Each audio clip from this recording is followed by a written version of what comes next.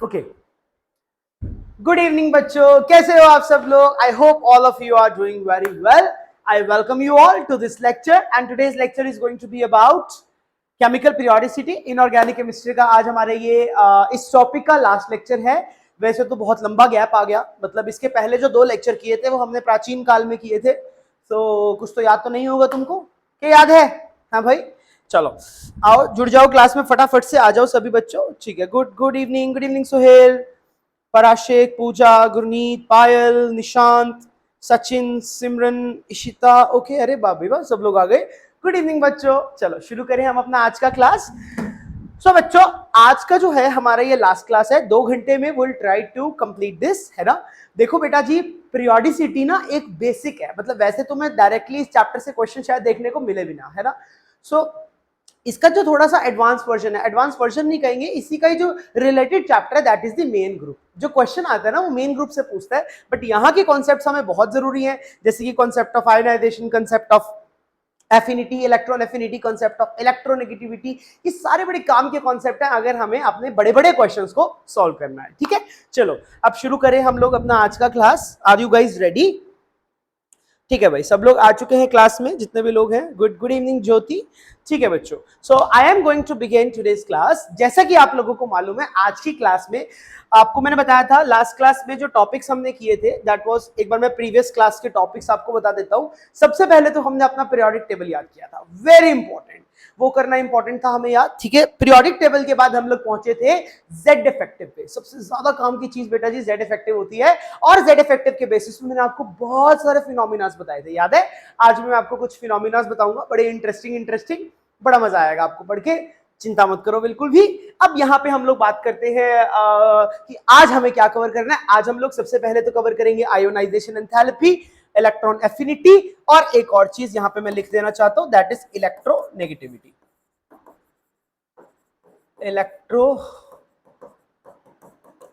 Electronegativity भी हम लोग कवर करेंगे आज की क्लास में. सो दिल थाम के बैठ जाओ, मस्त क्लास होने वाली है अपनी आज की ये वाली.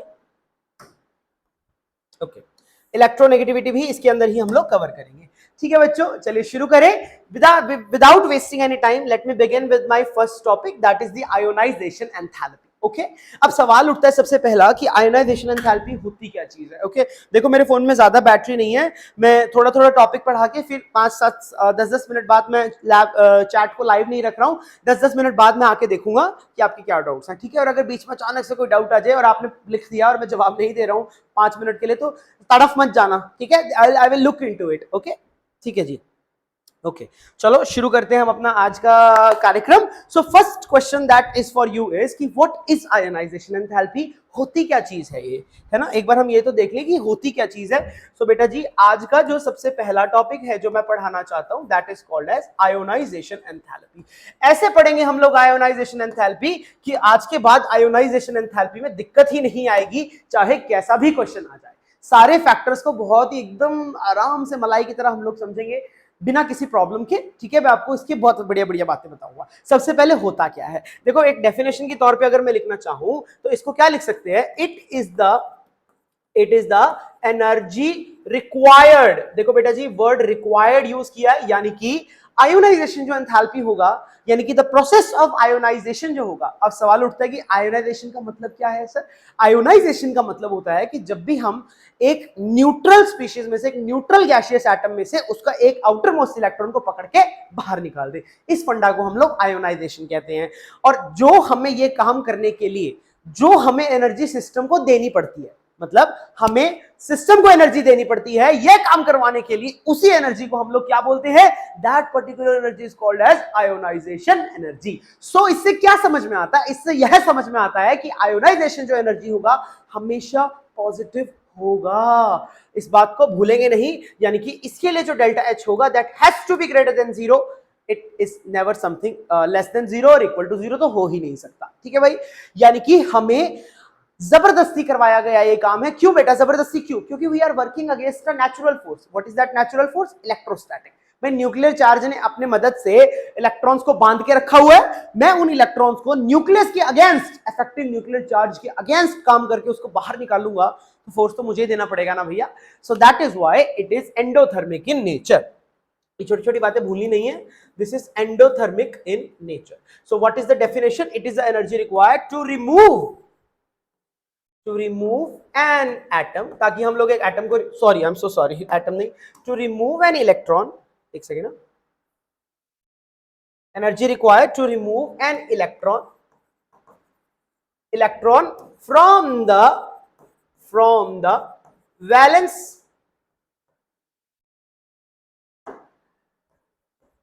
from the valence shell of isolated, देखो मैंने वर्ड आइसोलेटेड इस्तेमाल किया है, आइसोलेटेड गैसियस एटम. बेटा जी इनका मतलब होता है आइसोलेटेड गैसियस में एटम का.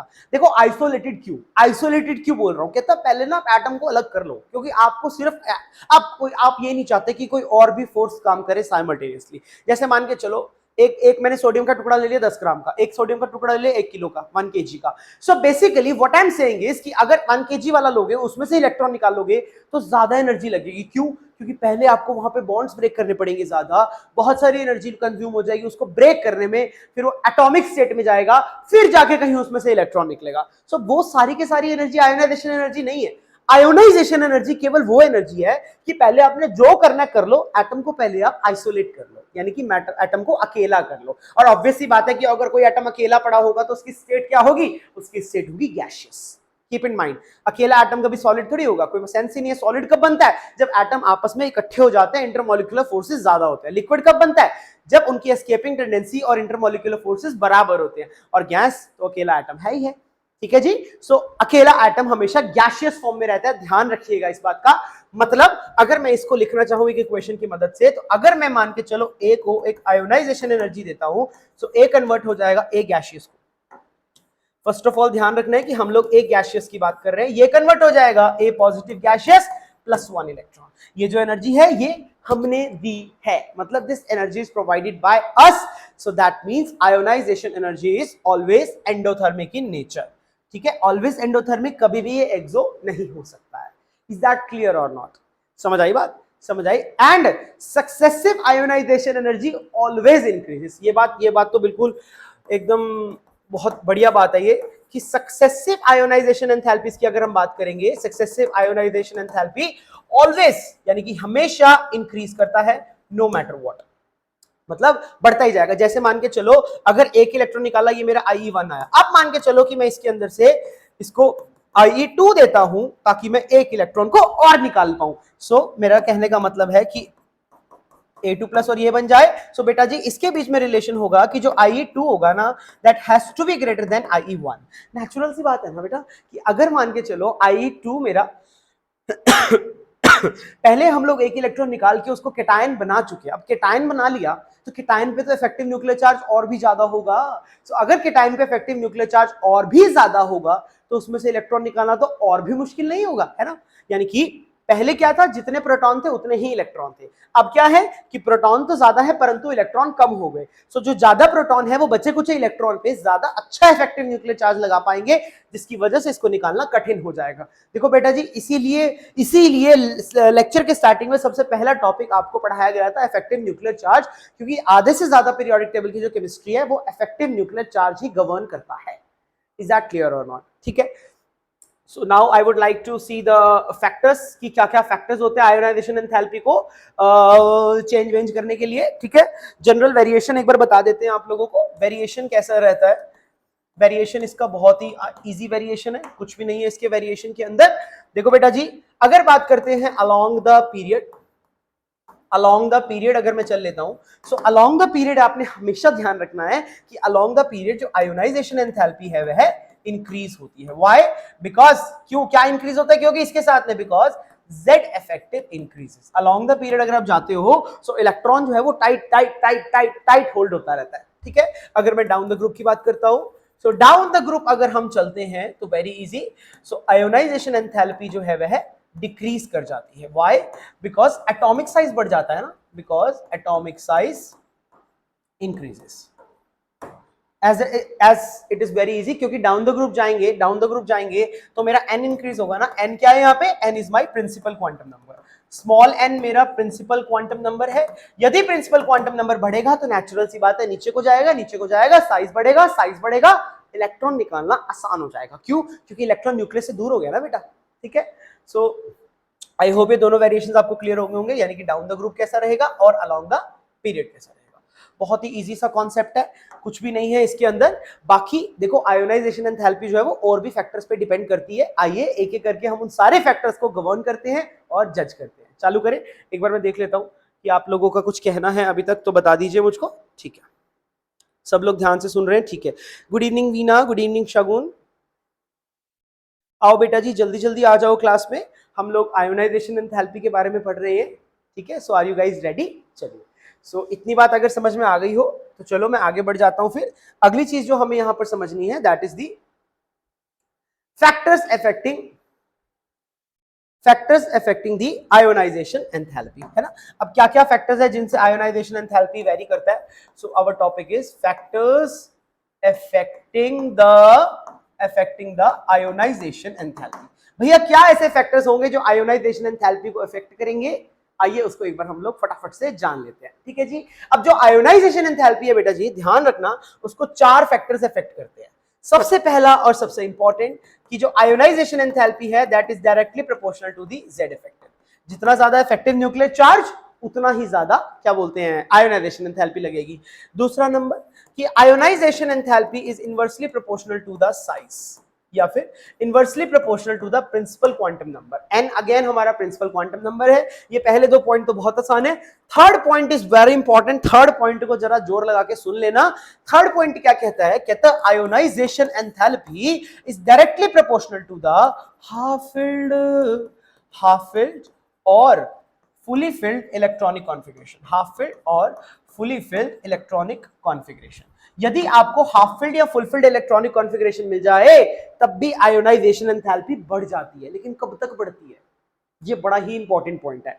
जैसे मैं आपको बताता हूं, एग्जाम में अक्सर क्वेश्चन आता है कि मुझे बताओ, चलो अगर एक नाइट्रोजन है और एक फ्लोरीन है, नाइट्रोजन का कॉन्फ़िगरेशन है 2s2 2p3 और फ्लोरीन का कॉन्फ़िगरेशन है 2s2 2p5। नेचुरली मुझे बताओ कि नाइट्रोजन और फ्लोरीन में ज्यादा आयोनाइजेशन एंथैल्पी किसकी होगी? चलो बताना जरा मुझे एक बार answer. I would like to see the answer. प्यारे बच्चों, I have asked the question, I am repeating the question कि नाइट्रोजन और फ्लोरीन में आयोनाइजेशन एंथैल्पी किसकी ज्यादा होगी, यानी कि किसमें से हमें इलेक्ट्रॉन निकालना ज्यादा कठिन होगा। आयोनाइजेशन एंथैल्पी तो ज्यादा तभी लगेगी ना जब इलेक्ट्रॉन निकालना कठिन होगा। बोलिए answer please, I am waiting for your answer, hurry up.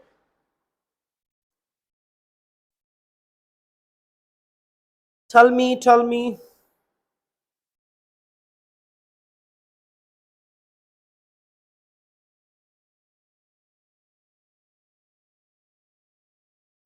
N की ज्यादा होगी। ओके, सोहेल को लग रहा है एन की ज्यादा होगी। बिल्कुल सोहेल, रीजन भी बता दे अपना भाई, रीजन भी बता दो बेटा जी। रीजन क्या है मेरे को एक बार रीजन बता दो ताकि हम लोग देख ले भाई क्या सीन है, ठीक है। रीजन बताना जरा।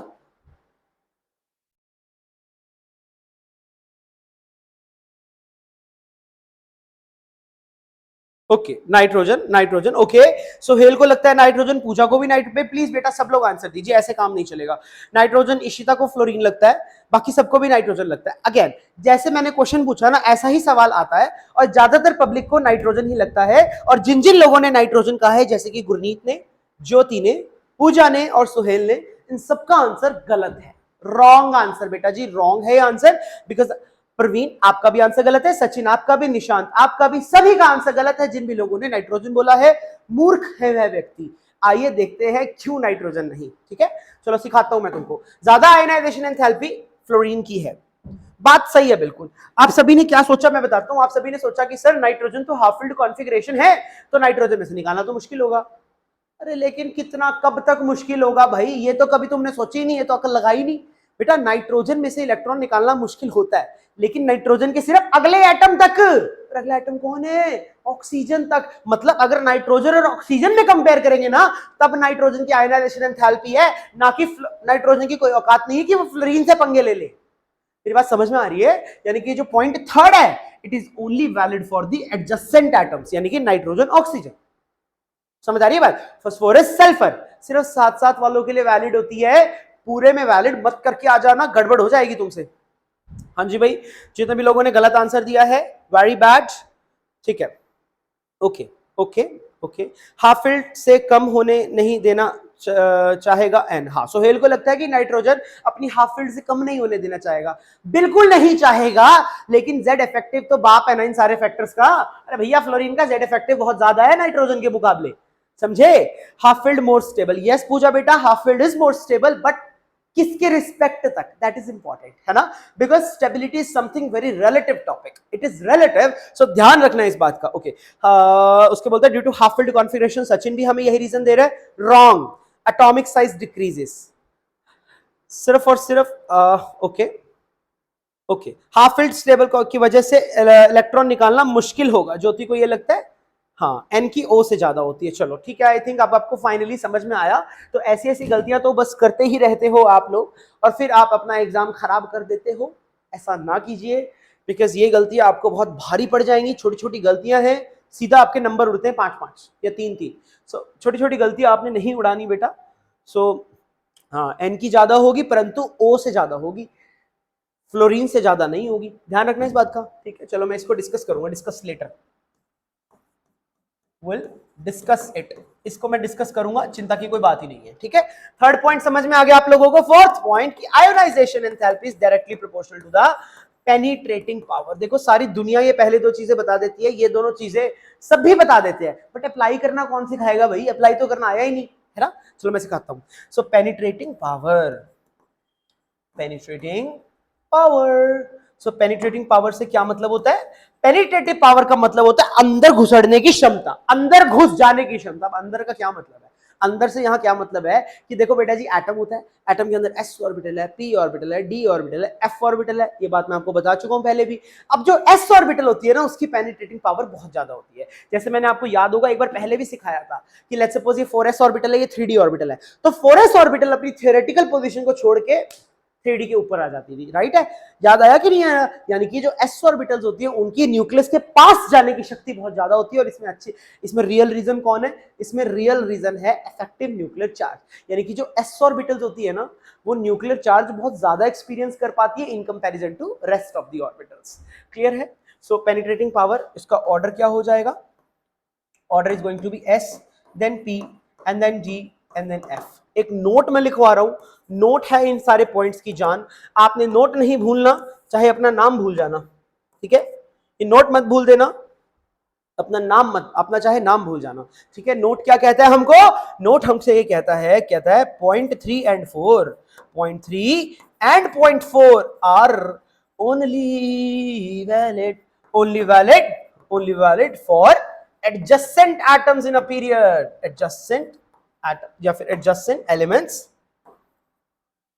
एलिमेंट्स इन अ पीरियड, एक पीरियड में एडजेसेंट एलिमेंट्स तक ही वैलिड है ये बात। इज दिस क्लियर और नॉट क्लियर, ठीक है, गलती मत करना, अगर नाइट्रोजन की बात करोगे तो ऑक्सीजन तक वैलिड है केवल। इज दैट क्लियर, ठीक है, ओके। यहां तक कोई समस्या है तो पूछिए, नहीं तो फिर हम आगे बढ़ते हैं। ठीक है, as I can see there is no समस्या। ज्योति दुखी मत हो बेटा, कोई बात नहीं, दुखी मत हो ना, कोई बात नहीं, अब मैं सिखा रहा हूं तुमको। दुख देखो, दुख यहाँ पे होने का कोई वो नहीं है, बस एग्जाम के बाद ना दुखी हूं। मैं तो ये चाहता हूँ कि सब लोग अपना एग्जाम के बाद मस्त एकदम खुशी खुशी अपना बोले हमें आके कि भाई सर हमने ये कॉलेज क्रैक कर लिया या ये एग्जाम हमारा क्रैक हो गया, उससे रियली में बहुत खुशी मिलती है। ठीक है, आपको भी और हमको भी, ठीक है, ओके। सो बताओ यहां तक सारी बातें क्लियर है कि नहीं है, से यस और नो कुछ तो बोलो भाई, सोने वाले लोगों कुछ तो बोलो प्यारे बच्चों, सो जाओगे क्या।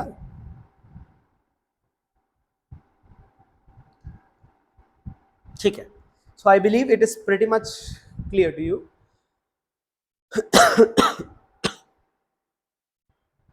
ओके, सो आई थिंक यहां तक बात समझ में आ गई होगी आपको। ठीक है, देखो देखो, और सिटिंग बढ़ाओ, अपनी सिटिंग बढ़ाओ, सिटिंग बढ़ाना बहुत इंपॉर्टेंट है। जब तक आपकी सिटिंग नहीं बढ़ेगी ना, तब तक आपसे नहीं होगा। Self study is most important. देखो अकेडमी में आ रहे हो आप, कारल अकेडमी आपने ज्वाइन कर लिया है, आप क्लासेस ले रहे हो, बहुत अच्छा, you are getting the best content, no doubt, but it is of no use अगर आप सेल्फ स्टडी नहीं करते हो बैठ के। कुछ लोग मेरे को बोलते हैं कि सर नींद आती है पढ़ते हुए, क्या करे क्या करे क्या करे।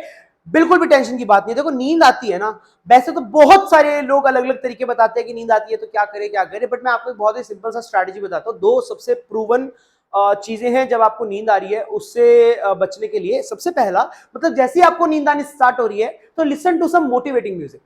आपको कोई ऐसा म्यूजिक जो जिससे आपको मोटिवेशन मिले, जिससे आपको एकदम लगे भाई हाँ मुझे करना है। तो ऐसा नहीं कि फिर छोड़ के आधा घंटा एकदम मस्त मोटिवेशन ले लो ना, थोड़ा सा सुनो, म्यूजिक चलाओ और फिर से मोटिवेशन लेके चालू हो जाओ, ठीक है। And number 2 strategy which is very important, that is 5 minute more strategy.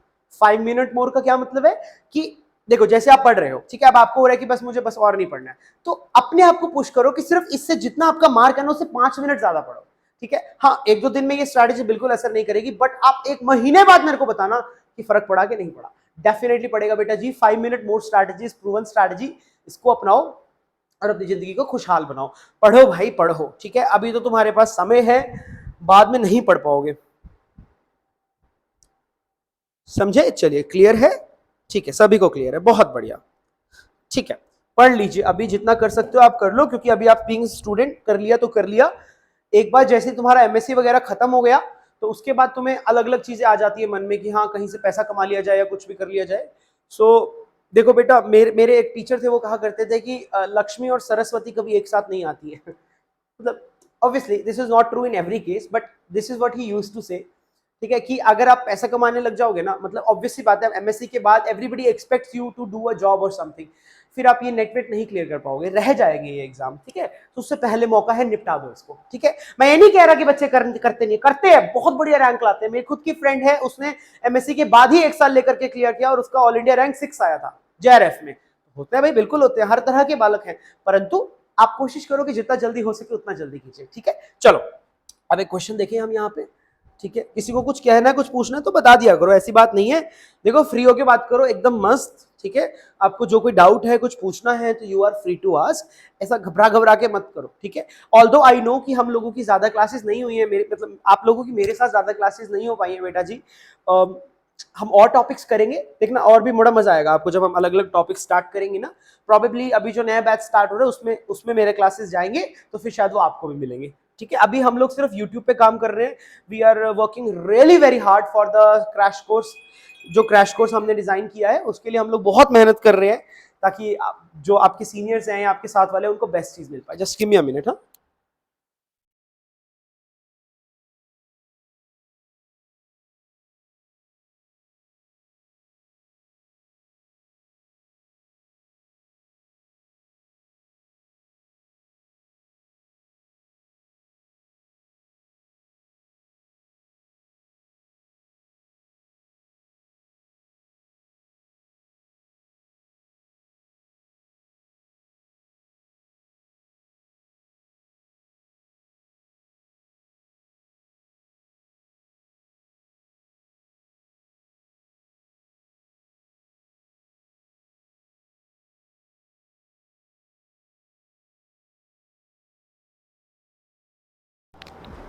Okay.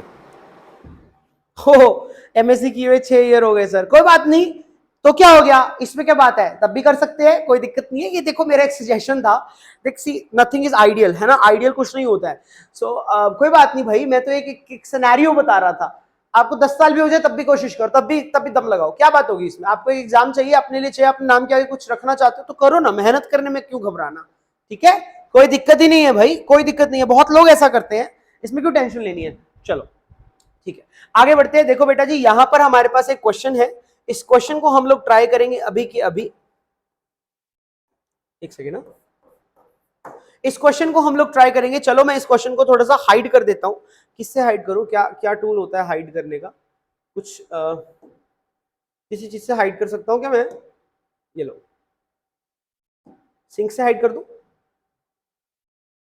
Okay, sink से हाइड कर दिया मैंने, ठीक है, लो मैंने हाइड कर दिया, चलो हाइड हो गया, ठीक है। अब देखो बेटा जी, यहाँ पे क्वेश्चन क्या है, इस क्वेश्चन को समझते हैं हम लोग। बहुत ही इंटरेस्टिंग क्वेश्चन है, बड़ा मजा आएगा इस क्वेश्चन को करने में। कहता है हमसे, कहता है compare the ionisation enthalpy of the second period element. जितने भी मेरे सेकंड पीरियड के एलिमेंट्स हैं सबकी चलो आयोनाइजेशन एंथैल्पी हमें कंपेयर करके दे दो। वेरी ब्यूटीफुल क्वेश्चन, आइए कंपेयर कर देते हैं। चलो बेटा जी देखो, पहले तो मैं सेकंड पीरियड के एलिमेंट्स लिख देता हूं सारे के सारे। Lithium, beryllium, boron, carbon, nitrogen, oxygen, fluorine और नियॉन।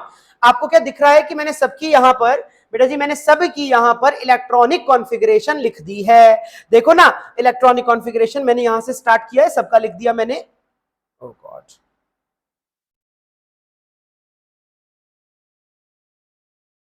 ठीक है।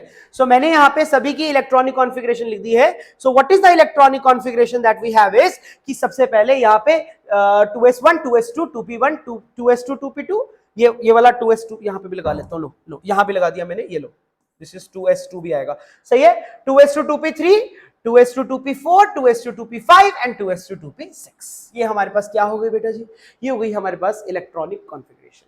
अब यहां पे इलेक्ट्रॉनिक कॉन्फ़िगरेशन के अकॉर्डिंग तो बाद में देखेंगे, पहले हम लोग क्यों ना एक बार इसका एक्सपेक्टेड ट्रेंड देखें। सो आप लोग देखिए कि यहां पर इसका एक्सपेक्टेड ट्रेंड कैसे आ जाएगा। सभी लोग प्लीज एक बार जरा फोकस करेंगे इस एक्सपेक्टेड ट्रेंड पे। देखो एक्सपेक्टेड ट्रेंड क्या कहता है कि हमारा जो आयोनाइजेशन एंथैल्पी है वो एकदम सीधे सीधे बढ़ना चाहिए था। Lithium, beryllium, boron, carbon, nitrogen, oxygen, fluorine, neon, सही है। लेकिन बच्चों आपको अच्छा वाला पता है कि यह ट्रू नहीं है। क्यों ट्रू नहीं है, देखो अभी अभी मैंने समझाया। अब चलो पहले मैं इनका केस डिस्कस करता हूं। I would like to discuss for beryllium and boron, सही है। अब बेरिलियम और बोरॉन की बात करें तो इसमें से एस में से निकालना है, इसमें से पी में से निकालना है। अभी 2 मिनट पहले मैंने पढ़ाया कि एस और पी में से जो ज्यादा पेनिट्रेट किया हुआ है वह कौन है, वह एस ऑर्बिटल है जो ज्यादा पेनिट्रेट की हुई है। यदि एस ऑर्बिटल ज्यादा पेनिट्रेट की हुई है पी के मुकाबले, तो न्यूक्लियस के ज्यादा क्लोजर कौन है, एस है। तो एस में से इलेक्ट्रॉन निकालना क्या हो जाएगा, कठिन हो जाएगा in comparison to P. But इसका यह मतलब नहीं है कि कहीं तुम बोलोगे सर बेरिलियम और कार्बन में किसका ज्यादा होगा। अरे भाई नेचुरली कार्बन का ही ज्यादा होगा, क्योंकि पेनिट्रेशन वाली पावर जो वाली बात है it is only valid for the adjacent atoms, कभी मत भूलना। एक सिमिलर केस हम यहां पर भी पढ़ना चाहते हैं, दैट इज दिस वन। ये वाला केस मैं यहां भी डिस्कस करना चाहता हूं, किसके किसके लिए, नाइट्रोजन एंड ऑक्सीजन के लिए। अब नाइट्रोजन और ऑक्सीजन की बात किया जाए तो यहां पर भी देखो हाफ फिल्ड कॉन्फ़िगरेशन हो गया और यहां पर हाफ फिल्ड नहीं हुआ, लेकिन इनमें क्या होगा, नाइट्रोजन की जो कॉन्फ़िगरेशन है वह हाफ फिल्ड होने की वजह से आयनाइजेशन एंथैल्पी ज्यादा हो जाएगा। सो व्हाट कैन आई से here, what can I say बेटा जी, I can simply say that, oh God,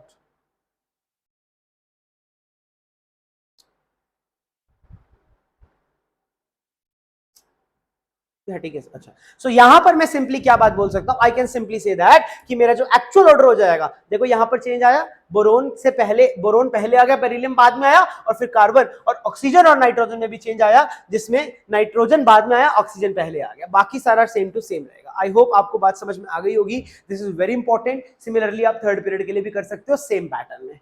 बताओ बच्चों समझ में आया कि नहीं आया। ये देखो यहां पर मैंने रीजन लिख दिए हैं, और रीजन में देख लो, यहां मेरा रीजन हो जाएगा पेनिट्रेटिंग पावर। पेनिट्रेटिंग पावर मैंने समझा दिया कि जो एस की होती है वह ज्यादा होती है पी के मुकाबले, ध्यान रखना।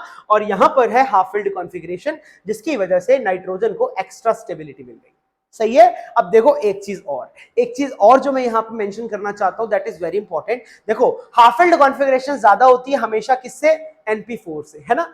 अरे हाँ के ना, लेकिन अक्सर ऐसा होता है कि वो नाइट्रोजन ऑक्सीजन देने की बजाय वो आर्सेनिक और सेल्यूरियम देता है, या फिर वो एंटीमनी और टेल्यूरियम देता है। बहुत चालाक, बहुत चालाक। तो ये डेटा आपने ध्यान रखना, इस डेटा से वो क्वेश्चन पूछने की पूरी पूरी संभावना है। देखो बेटा जी मेरा गोल ये नहीं है कि आपको वो बता दूं कि क्या क्या आया हुआ है, ये भी बताना है कि क्या क्या आ सकता है, सही है। सारे कोचिंग वाले क्या कर रहे हैं, ये इस तरीके से प्रिपेयर कर रहे हैं कि आप लोग प्रीवियस ईयर क्वेश्चंस कर पाए ना बेटा, आपको नेक्स्ट ईयर भी करने आने चाहिए भाई, तभी मजा आएगा। तो देखो यहां पे नाइट्रोजन की ज्यादा है हाफ फील्ड, फास्फोरस की ज्यादा है हाफ फील्ड, आर्सेनिक और सेल्यूरियम की सेम हो जाती है, फिर सेलेनियम की, आर्सेनिक और सेलेनियम की सेम हो जाती है। फिर उसके बाद एंटीमनी और टेल्यूरियम की बात करें तो टेल्यूरियम की ही ज्यादा होती है, यानी कि यहां पर हाफ फील्ड और फुल फील्ड वाले कॉन्सेप्ट्स वैलिड नहीं है from the data, from the data as it is, data से उठाई गई ये बात है, प्लीज भूलिएगा मत, याद रखिएगा इस बात को, ठीक है। आई होप ये बात समझ में आ गई होगी, क्लियर है एकदम, ठीक है। देखो कुछ क्वेश्चंस मैंने ऑलरेडी लिख लिए थे, मैं वही यूज कर रहा हूं एज इट इज, और ये डेटा भी बहुत इंपॉर्टेंट है। बताओ भाई यहां तक किसी को कोई सवाल आ रहा है मन में तो पूछिए, नहीं आ रहा है तो मैं आगे बढ़ता हूं, ठीक है। ठीक है जी, अब प्रेपरेशन शुरू की है, कोई बात नहीं सुहेल बेटा, it's better to be late than never, है ना। देर होने से मतलब नहीं करने से अच्छा है ना कि देर से कर लीजिए, कोई बात नहीं, है ना, देर आए दुरुस्त आए, कर तो रहे हो तुम, है ना। कुछ सालों बाद तुम्हें ये तो नहीं लगेगा कि हाँ तुमने कभी ट्राई नहीं किया, you could have done this, या तुम कर सकते थे पर तुमने नहीं किया। ये जो सबसे बड़ा, देखो इंसान का सबसे बड़ा दुख क्या होता है, रेग्रेट, वो नहीं होना चाहिए बस, ठीक है। चलो आगे बढ़े। आई होप ये बात समझ में आ गई होगी आप लोगों को। सो अब यहाँ पे मैं थोड़ा सा और आगे बढ़ना चाहता हूं और कॉन्सेप्ट्स को चेंज करके now I would like to talk about the molecular ionisation energy. देखो एटम की तो तुम निकाल लोगे, एटम के लिए मैं एकदम संतुष्ट हूं तुमसे कि तुम कर लोगे, क्योंकि सारे रूल्स जो बताए हैं वही के वही चलाने हैं। बेटा जी आज मैं इंटरेस्टेड हूं मॉलिक्यूलर आयोनाइजेशन, ये कोई नहीं बताएगा, ये मैं बताऊंगा, ठीक है। देखो जी अगला टॉपिक है हमारा मॉलिक्यूलर आयोनाइजेशन एंथैल्पी, ठीक है। और जब भी कभी मॉलिक्यूलर आयोनाइजेशन एंथैल्पी की बात करनी है so always look at the molecular orbital diagram. Ammo diagram आप लोग कर चुके हो, हाँ कि नहीं। सो मॉलिक्यूलर ऑर्बिटल डायग्राम की तरफ नजर घुसाइए और अपना आंसर चुटकी बजा के पाइए, ठीक है। चलो कंपेयर करते हैं, यहां पर ध्यान देना इस चीज को, ये जो मैंने ये बात लिखी हुई है this is very very important. इधर देखो जरा, कहता अगर आपका एबीएमओ है, एबीएमओ ये है नॉन बॉन्डिंग, ये है बीएमओ, यह तीन प्रकार की होती है। नॉन बॉन्डिंग मतलब बॉन्डिंग बन रहा है, बीएमओ मतलब बॉन्डिंग मॉलिक्यूलर ऑर्बिटल, एनबी और एबीएमओ। सबसे ज्यादा ध्यान रखना कि अगर हम लोग ऐसे जा रहे हैं so energy of the molecular orbital decreases. अब बीएमओ और एबीएमओ की बात करते हैं तो ज्यादा एनर्जी किसकी है, एबीएमओ की, कम एनर्जी किसकी है, बीएमओ की, यानी कि जो बीएमओ है वो न्यूक्लियस के पास होगी। सो बेटा जी अगर हमको एबीएमओ से इलेक्ट्रॉन निकालना है तो मजा आ जाएगा, आसान होगा, परंतु अगर बीएमओ से निकालना है यानी कि बॉन्डिंग मॉलिक्यूलर ऑर्बिटल से निकालना है तो दिक्कत होगी, तकलीफ होगी। चलो अब इसको क्वेश्चंस के थ्रू हम लोग करते हैं, तब बेटर अंडरस्टैंडिंग होगी। अब जैसे यहाँ पे एक सिंपल सा क्वेश्चन मैंने दे दिया आप लोगों से, बहुत ही सिंपल सा क्वेश्चन, कहता compare the ionisation enthalpy for NH3 OH2 and HF। ये हमें कंपेयर करना है, बहुत ही इजी है, ये तो कुछ भी नहीं है इसके अंदर। देखो जी इसको हम लोग किस तरीके से करेंगे, एक सेकेंड ना, इसमें क्या कहीं किसी तरीके से हम ढक नहीं सकते क्या इसको,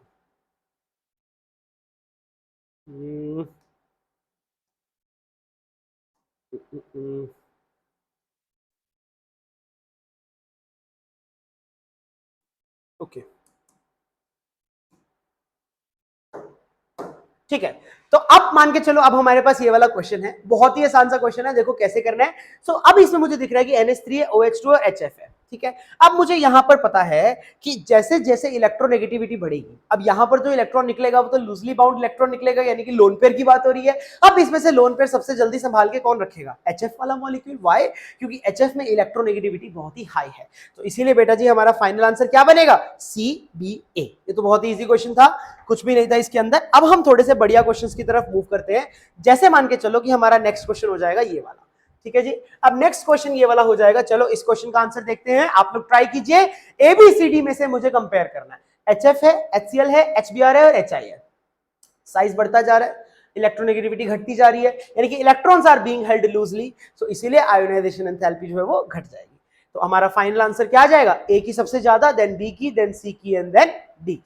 इज इट क्लियर और नॉट क्लियर, ठीक है, समझ में आ रहा है कि नहीं आ रहा है। अब बेटा जी अगला क्वेश्चन जो मैं करवाना चाहता हूं दैट इज वेरी इंपॉर्टेंट, आओ वो करते हैं। अब आप लोगों के लिए नेक्स्ट क्वेश्चन यहां पर ये है कि आपने मुझको ये बताना है, ये वाला क्वेश्चन।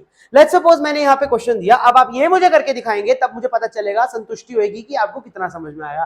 कहता compare the ionisation enthalpy of NH3 and CH4। चलो करो, do this question for me, I am giving you 1 minute, you will do this question for me right away. चलो चालू हो जाओ, मुझे कंपेयर करके दो। ये सारे दोनों क्वेश्चन समझने के बाद आप मुझे कंपेयर करके देंगे NH3 में और CH4 में आयोनाइजेशन एंथैल्पी किसके लिए ज्यादा होगी। अभी तक हम लोग इलेक्ट्रोनेगेटिविटी का इस्तेमाल कर रहे थे। चलो मुझे आंसर दीजिए, I am waiting for your answer. बताओ बच्चों क्या आंसर आएगा, tell me the answer to this question.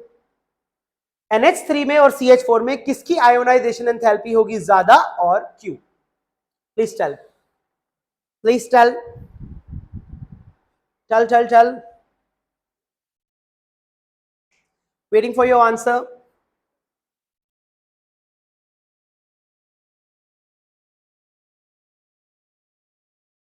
अरे no answer,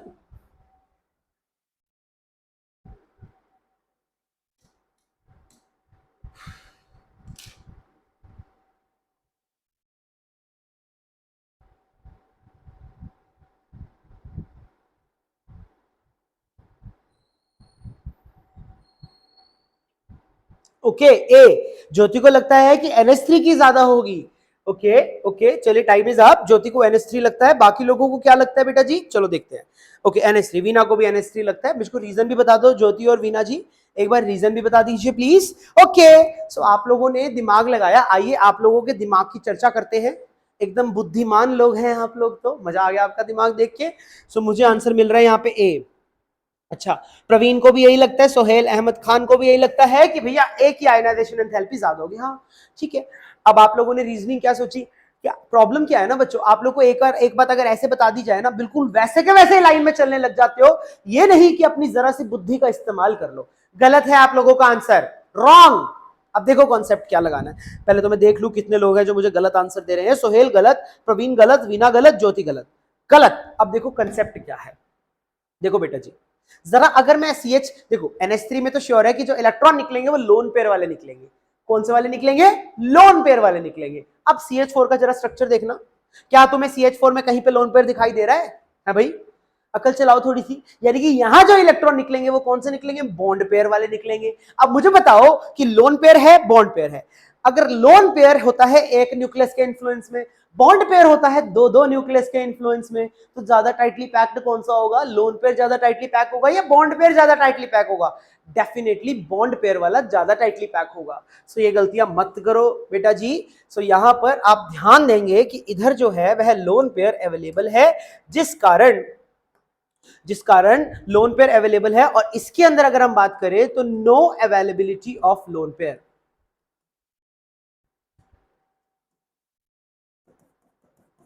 no availability of lone pair, है ना। और जो बॉन्ड पेयर होता है, बॉन्ड पेयर क्या होता है? Under the influence of two nuclei. अरे भैया वो दो न्यूक्लियाई के इन्फ्लुएंस में है, आप इतनी हिम्मत नहीं है कि उसको बाहर भी निकाला जा सके। प्लीज बच्चों गलती मत करो। आई होप ये कॉन्सेप्ट समझ में आ गया होगा आपको। बोलो बच्चों। हाँ जी भाई प्यारे बच्चों, नहीं आया? नहीं आया क्या? क्या आ गया? ठीक है। ये जो छोटी छोटी गलतियां कर रहे हो ना तुम, नो सर, नो क्या सुहेल, समझ के लिए समझ नहीं आया क्या? हाँ जी बेटा। सिमरन आपका आंसर सही है बेटा जी। सुहेल क्या कह रहे हो, समझ में नहीं आया क्या आपको? Have you not understood this, कि मैंने क्या समझाई ये बात? हाँ ज्योति सही बोल रही है कि सर बॉन्ड पेयर होगा, बिल्कुल आप सही बोल रही हो ना। ठीक है सुहेल, मुझे बताओ कि क्या प्रॉब्लम आई आपको, आप क्यों नो सर क्यों बोल रहे हो और दुखी क्यों हो रहे हो साथ में? दुखी मत हो भाई, दुखी बच्चे नहीं अच्छे लगते मेरे को। ठीक है चलिए। सो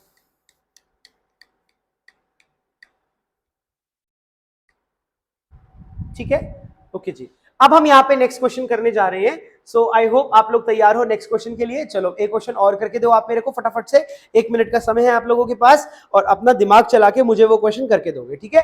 चलो आओ देखो नेक्स्ट क्वेश्चन। देखो बेटा जी, नेक्स्ट क्वेश्चन आप जो मुझे करके दिखाएंगे दैट इज दिस वन। ये वाला करके दिखाओ। क्वेश्चन में क्या कहता है? क्वेश्चन में कहता है कि compare the ionisation enthalpy of O2 plus, है ना, O2, O2 minus and O2 negative. ठीक है। अब देखो ऐसा क्वेश्चन कभी भी एग्जाम में आ जाए ना, सो हमेशा कोशिश किया करो कि always make the MO diagram and then do the answer. ठीक है, चलो ट्राई कीजिए और मुझे फटाफट से इस क्वेश्चन का आंसर दीजिए कि इस क्वेश्चन का क्या कॉन्सेप्ट भिड़ेगा और इसका क्या आंसर बैठेगा। चलो जल्दी कर दो फटाफट से, डू फास्ट बच्चों, डू फास्ट, फास्टम फास्ट।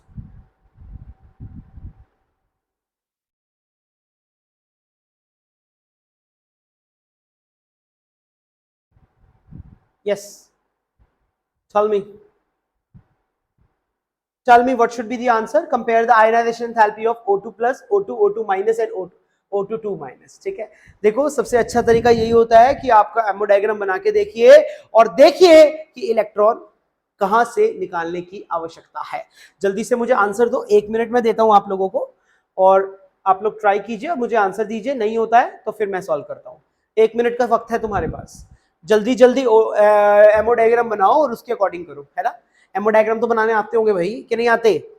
आते हैं कि नहीं आते? आते होंगे भाई, क्यों नहीं आते होंगे। चलो करो, do fast, you have a minute to do it.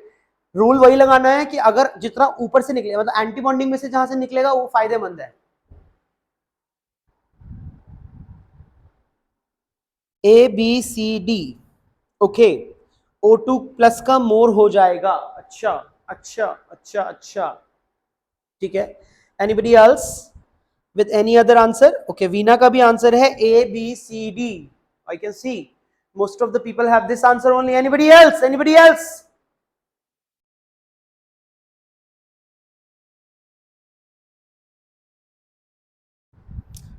Okay okay, time up. चलिए आंसर चेक करते हैं हमारा। एंड बच्चों इस क्वेश्चन का जो हमारा करेक्ट आंसर है that is absolutely correct, that is A B C D. बिल्कुल सही आंसर दिया आप लोगों ने। I am very happy with your answer. यही हमारा करेक्ट आंसर आ जाएगा। आई होप आपको समझ में आ गया होगा कि कैसे हमने ये क्वेश्चन किया। ठीक है जी, बहुत ही इजी क्वेश्चन था ये वाला। एमओ डायग्राम बनाएंगे और आपका काम चल जाएगा आराम से। ठीक है जी, बिल्कुल सही। कोई आप में से ऐसा व्यक्ति है कि जिसको नहीं पता चल रहा कि एबीसीडी कैसे आया, मुझे बताइए, मैं एमओ डायग्राम बना के करा के दिखाता हूं। बोलो मुझे बोलो कि अगर नहीं आया समझ में, so I will make MO diagram for you and will do it for you. बोलो जल्दी बता दो। आई थिंक सभी को क्लियर है। ठीक है, केमिकल बॉन्डिंग आई बिलीव तुम कर चुके हो। केमिकल बॉन्डिंग हो गया क्या आप लोगों का? आप लोग वही बैच हो जिसमें केमिकल बॉन्डिंग हो गया है या होना है? व्हाट इज इट, बता दो एक बार। ठीक है, सभी लोग सही आंसर दे रहे हैं, वेरी हैप्पी। ठीक है, सो ये हमारा आंसर हो जाएगा, यानी कि इसमें से इलेक्ट्रॉन निकालना बहुत ही कठिन हो जाएगा। और वैसे भी अगर आपको ये नहीं दिमाग लगाना, अरे लॉजिक तो है तुम्हारे पास, जिसमें पॉजिटिव चार्ज होगा उसमें से तो इलेक्ट्रॉन निकालना उतना ही मुश्किल होगा। भाई चार्ज ही देख लो तुम, बाकी सारी बातें तो बाद की है, बाकी सारी कहानी तो दूर भगा दो। तुम चार्जेस को देख के अपना काम चला सकते हो। भैया पॉजिटिव चार्ज है, न्यूट्रल है, नेगेटिव है, टू नेगेटिव है, अरे भैया जिसके पास ज्यादा नेगेटिव चार्ज होगा उसको निकालना आसान नहीं हो जाएगा। कॉमन सेंस का भी इस्तेमाल कीजिए। ठीक है, ये भी एक चीज होती है जो कि आजकल बहुत ही अनकॉमन है, तो इसका थोड़ा थोड़ा इस्तेमाल कीजिए।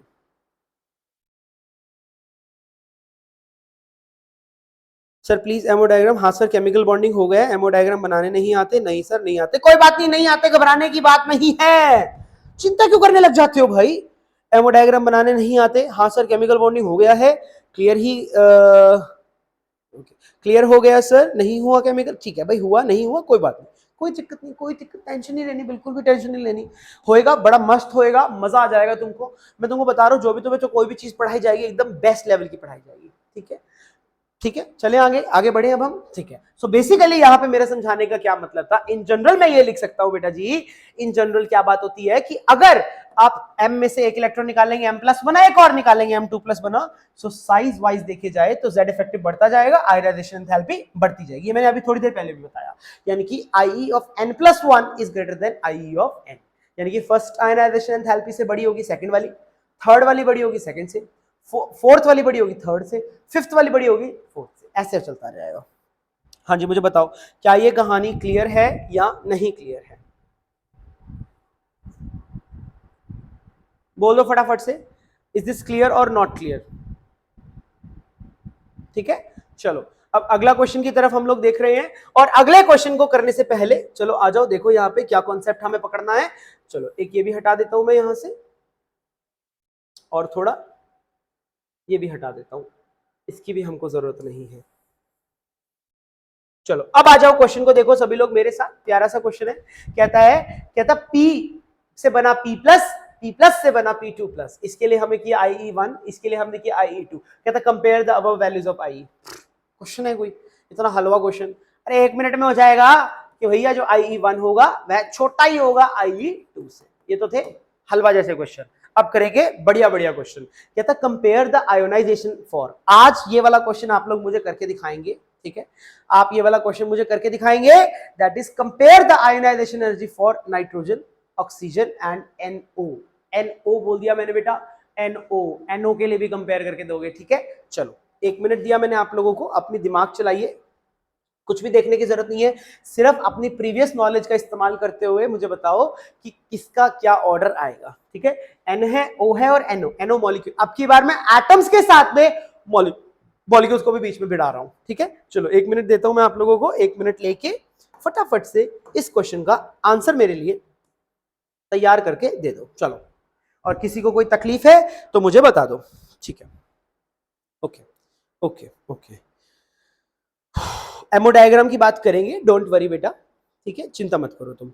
As the number of electron increases the auto molecule the electron enters into the ABMO is less. ठीक है, बिल्कुल सही बात है। ठीक है, बहुत बढ़िया, बड़े अच्छे बच्चे हो तुम लोग तो। अब ऐसे ही अच्छे बच्चे की तरह मुझे इस क्वेश्चन का आंसर दीजिए कि N और O और NO, मतलब अब की बार मैंने क्या किया, मैंने एक ले लिया एटम, एक दूसरा भी ले लिया एटम, और तीसरा ले लिया मॉलिक्यूल। अब मुझे कंपेयर करके दो कि आयनाइजेशन एंथैल्पी का क्या ऑर्डर आएगा। चलो जल्दी करो।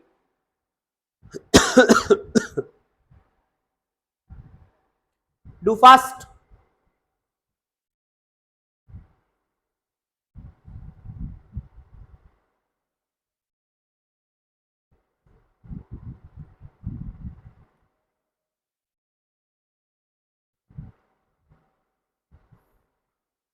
Okay, time up time up time up time up, किसी ने भी आंसर नहीं दिया, सो दैट शोज कि आपको एमओ डायग्राम नहीं आते अभी। कोई बात नहीं, मैं सिखाता हूँ कि कैसे करेंगे, बहुत ही इजी क्वेश्चन था। आओ देखो,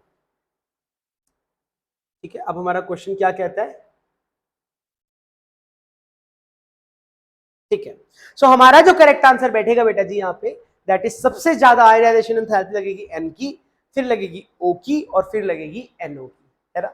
अब आइए आपको सिखाते हैं, यानी कि सबसे आसान किस में से होगा इलेक्ट्रॉन निकालना, एनओ में से होगा। ठीक है, अब कैसे किया मैंने ये क्वेश्चन, देखो एन और ओ तो बहुत आसान है। एन और ओ में तो तुम्हें पता ही है कि भैया ये वाला जो है, this is the half filled configuration, this is half filled configuration. देखो मैं अगर एमओटी में अब घुस गया ना तो सारा गड़बड़ हो जाएगा, फिर आने वाला जो 1 घंटा है मेरा एमओटी में ही चला जाएगा, एक से भी ज्यादा बल्कि। सो अभी के लिए मैं आपको डायरेक्टली दिखा देता हूँ कि जो एमओ डायग्राम दिखाई देता है एनओ का, दिस इज एमओ डायग्राम। ये एमओ डायग्राम मैंने बनाया है फॉर नाइट्रोजन मोनोक्साइड, इस तरीके से दिखता है बेटा जी। नाइट्रोजन मोनोक्साइड का जो एमओ डायग्राम है that is something looks like this, देख लो ध्यान से प्लीज, ठीक है। और इसका जो एक इलेक्ट्रॉन अपीयर होता है वो एंटी बॉन्डिंग में अपीयर होता है, एक इलेक्ट्रॉन जो होता है वो एंटी बॉन्डिंग में अपीयर होता है। जब आप एमओ डायग्राम बनाएंगे नाइट्रोजन मोनोक्साइड का, आप प्लीज केमिकल बॉन्डिंग तक का इंतजार कर लो। अगर मैं अभी एमओ डायग्राम सिखाने लग गया ना हेटेरो एटम्स के, बस फिर से रुका नहीं जाएगा, फिर सारा फ्लो में चला जाएगा। सो प्लीज आप लोग, and I am not even sure कि आपको केमिकल बॉन्डिंग मैंने करवाना है या किसी और फैकल्टी ने करवाना है, we are not sure about that, but in case अगर किसी और ने कराना है, so I would definitely would not like to interfere in anybody's topic because that is bad. Okay, so मैं सिर्फ इतना बता सकता हूं कि एमओ डायग्राम जो बनता है नाइट्रोजन मोनोऑक्साइड का, उसमें जो लास्ट इलेक्ट्रॉन जाता है वह एंटी बॉन्डिंग में जाता है। और यही तो कारण है कि एनओ जब लिगेंड की तरह बिहेव करता है तो वो हमेशा एनओ प्लस की तरह बिहेव करता है, अपने एक इलेक्ट्रॉन लूज कर देता है। याद करो, आपने एनओ प्लस देखा है हमेशा लिगेंड की तरह, ठीक है। यह स्टेबल होता है, अच्छा खासा स्टेबल होता है, ठीक है, बिकॉज ये अपना जो एंटी बॉन्डिंग वाला इलेक्ट्रॉन है उसको निकालना पसंद करता है। समझे कि नहीं समझे? सो एंटी बॉन्डिंग में है। अब एंटी बॉन्डिंग की एनर्जी तो एटॉमिक ऑर्बिटल से भी ज्यादा होती है, हाँ है ना। अगर एटॉमिक ऑर्बिटल से भी ज्यादा एनर्जी है तो उसको निकालना बड़ा आसान है भाई, वो तो निकलना ही चाहेगा एंटी बॉन्डिंग वाला। और मोर ओवर जब आप एंटी बॉन्डिंग, क्योंकि देखो इसका जो बॉन्ड ऑर्डर आता है बेटा जी, इसका बॉन्ड ऑर्डर आता है 2.5 और इसका बॉन्ड ऑर्डर हो जाता है 3.0। बेटा जी एक इलेक्ट्रॉन निकाल के बॉन्ड ऑर्डर बढ़ रहा है, और क्या चाहिए भाई, और क्या चाहिए हमको, समझा। तो इसीलिए एनओ से इलेक्ट्रॉन निकालना होगा बहुत ही आसान, और एन और ओ तो तुम जानते ही हो कि इसमें हाफ फील्ड कॉन्फ़िगरेशन होती है, तो इस वजह से यह ऑर्डर आ जाएगा। ठीक है, बोलो भाई, क्या इतनी बात की क्लैरिटी तुम्हें हुई या नहीं हुई? बोलो मुझे फटाफट से। सर यहाँ पर 2 बैच के स्टूडेंट्स हैं शायद, कोई बात नहीं, कोई बात नहीं, कोई बात नहीं, डोंट वरी, चिंता की बात ही नहीं है, ठीक है। ओके, कुछ लोगों ने आंसर दिया भी था, few people have given the answer, और हमारा जो करेक्ट आंसर बन रहा है वो क्या बन रहा है, that is A then B and then C, this is the correct answer बेटा जी। ठीक है, किस किस ने करेक्ट आंसर दिया मेरे को? पूजा ने, सुहेल ने, प्रवीण ने। अब प्रवीण ने पता नहीं किस ऑर्डर में दिया, इंक्रीजिंग या डिक्रीजिंग, ठीक है। ओके, आई अंडरस्टैंड कि आपका वो डायग्राम नहीं हुआ है, कोई बात नहीं, बिल्कुल टेंशन की बात नहीं है। बस इतनी सी बात, इतना तो जानते हो ना बेटा कि नाइट्रोजन मोनोऑक्साइड जो होता है वो एक इलेक्ट्रॉन लूज करता है, तभी तो वो NO प्लस की तरह रहता है, और NO प्लस हमेशा मेटल कॉम्प्लेक्सेस में भी NO प्लस के साथ बनते हैं लिगेंड्स।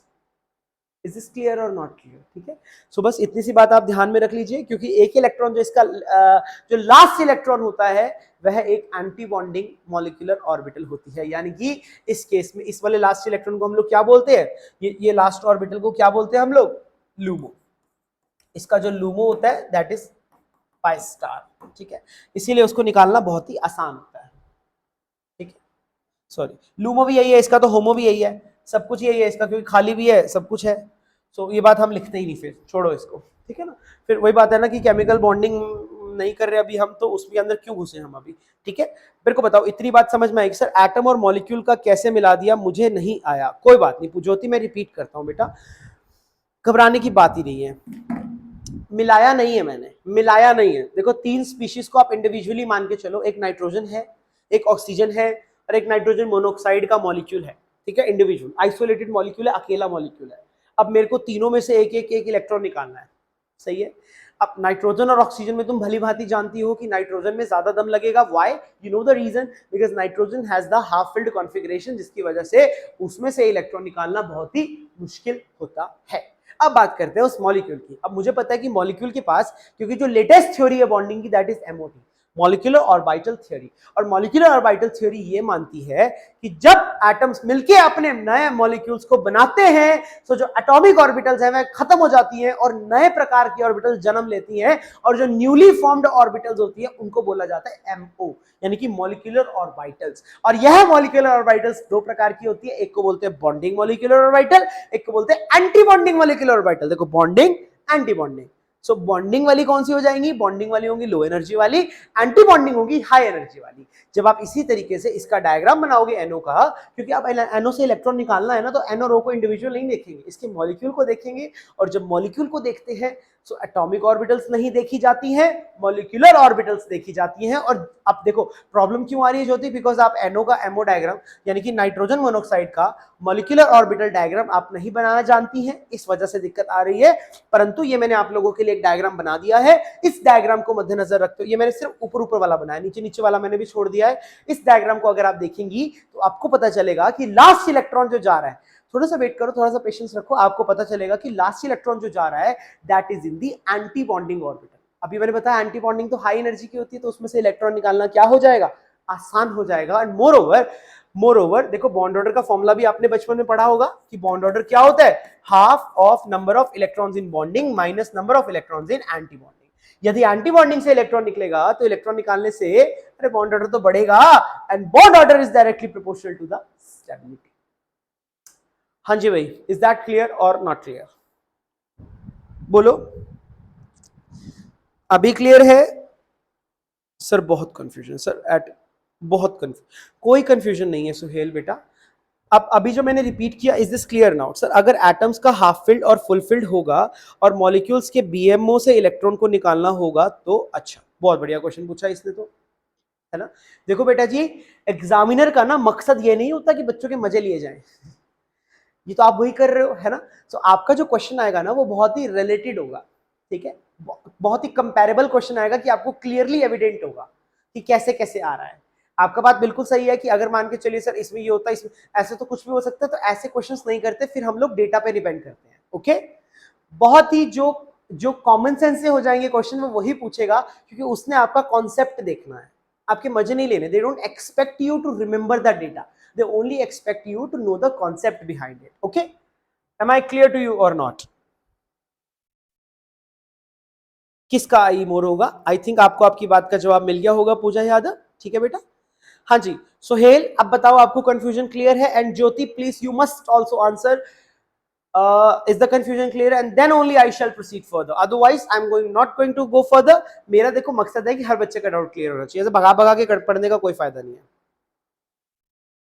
यस, बॉन्ड ऑर्डर इसका 2.5 होगा शायद, बिल्कुल इसका 2.5 होता है, बाद में जब एक इलेक्ट्रॉन निकाल लेते हैं तो 3.0 हो जाता है। हाँ जी बिल्कुल सही कह रही है ज्योति आप। आई थिंक अब आप रिकॉल कर पा रहे हो, that is a good thing, अच्छी बात है ये तो। बाकी लोग प्लीज मुझे एक बार just just give me you know green flag कि अभी हम आगे बढ़ सकते हैं या नहीं बढ़ सकते हैं, please let me know. Suhail, is this clear और नॉट? मैंने पूरी चीज को फिर से बताया, Suhail and Jyoti. Bond order इसका, हाँ ज्योति को समझ में आ गया। Sohail what about you?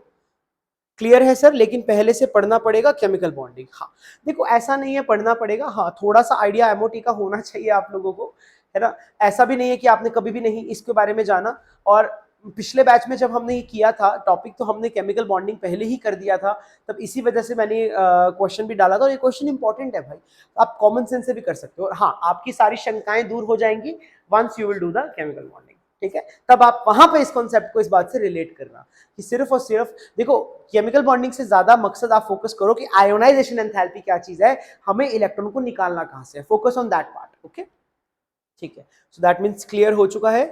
Thank you,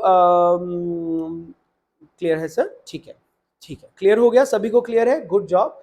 चलो क्लियर है, ठीक है, ऑल क्लियर, तो then we can proceed further. आप लोगों की तरफ से मुझे हरी झंडी मिल गई है। अब अगला क्वेश्चन जो मैं करवाने जा रहा हूं बहुत ही शानदार और जानदार क्वेश्चन है, उस क्वेश्चन को हम देखेंगे और उस क्वेश्चन को हम लोग करके दिखाएंगे, ठीक है। आप लोगों से मैं करवाऊंगा वो क्वेश्चन, आप लोग अपना दिमाग चलाएंगे और उस क्वेश्चन को मुझे करके देंगे। यह क्वेश्चन है वो वाला, आओ बच्चों देखो क्वेश्चन की क्या सेंस है।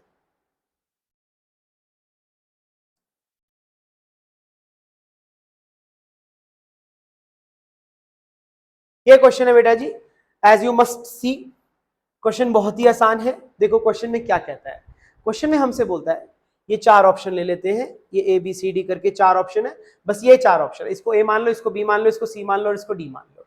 क्वेश्चन में कहता है following MN species are given with the magnetic momentum values, यानी कि एमएन की कुछ स्पीशीज है बेटा जी, ध्यान से सुनना, बहुत इंपॉर्टेंट टॉपिक है। कहता है एमएन की कुछ स्पीशीज है, ठीक है, बहुत केयरफुली करना इस क्वेश्चन को। एमएन की कुछ स्पीशीज हैं with the following magnetic momenta, which of them have the highest value of ionisation enthalpy. आपने मुझको बताना है कि इनमें से किसका आयोनाइजेशन एंथैल्पी सबसे हाईएस्ट हो जाएगा। बहुत बढ़िया क्वेश्चन है, अकल चलाना।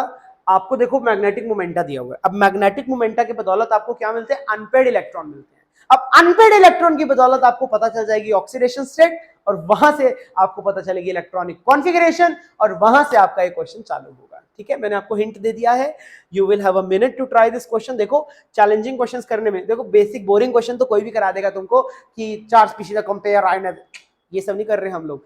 ऐसा क्वेश्चन आता है एग्जाम में जहां पे आपसे वो इंटरडिसिप्लिनरी पूछता है, मतलब बी एंड एफ ब्लॉक भी पूछेगा और आयोनाइजेशन एंथैल्पी भी पूछेगा। तो ऐसे में आपका दिमाग कितना चलता है, I would like to see that. Question को मैं रिपीट कर देता हूं कि चार स्पीशीज दे रखी है, किसकी, हमें चार स्पीशीज दे रखी है हमें, मैंगनीज की स्पीशीज है जिनका मैग्नेटिक मोमेंट ये दिया है, √3, √15, √24 और √35। ठीक है, आपने मुझे बताना है कि इनमें से किस स्पीशीज का आयोनाइजेशन एंथैल्पी जो है वो हाईएस्ट होगा। आपके पास 1 मिनट है, चालू हो जाइए please. Start.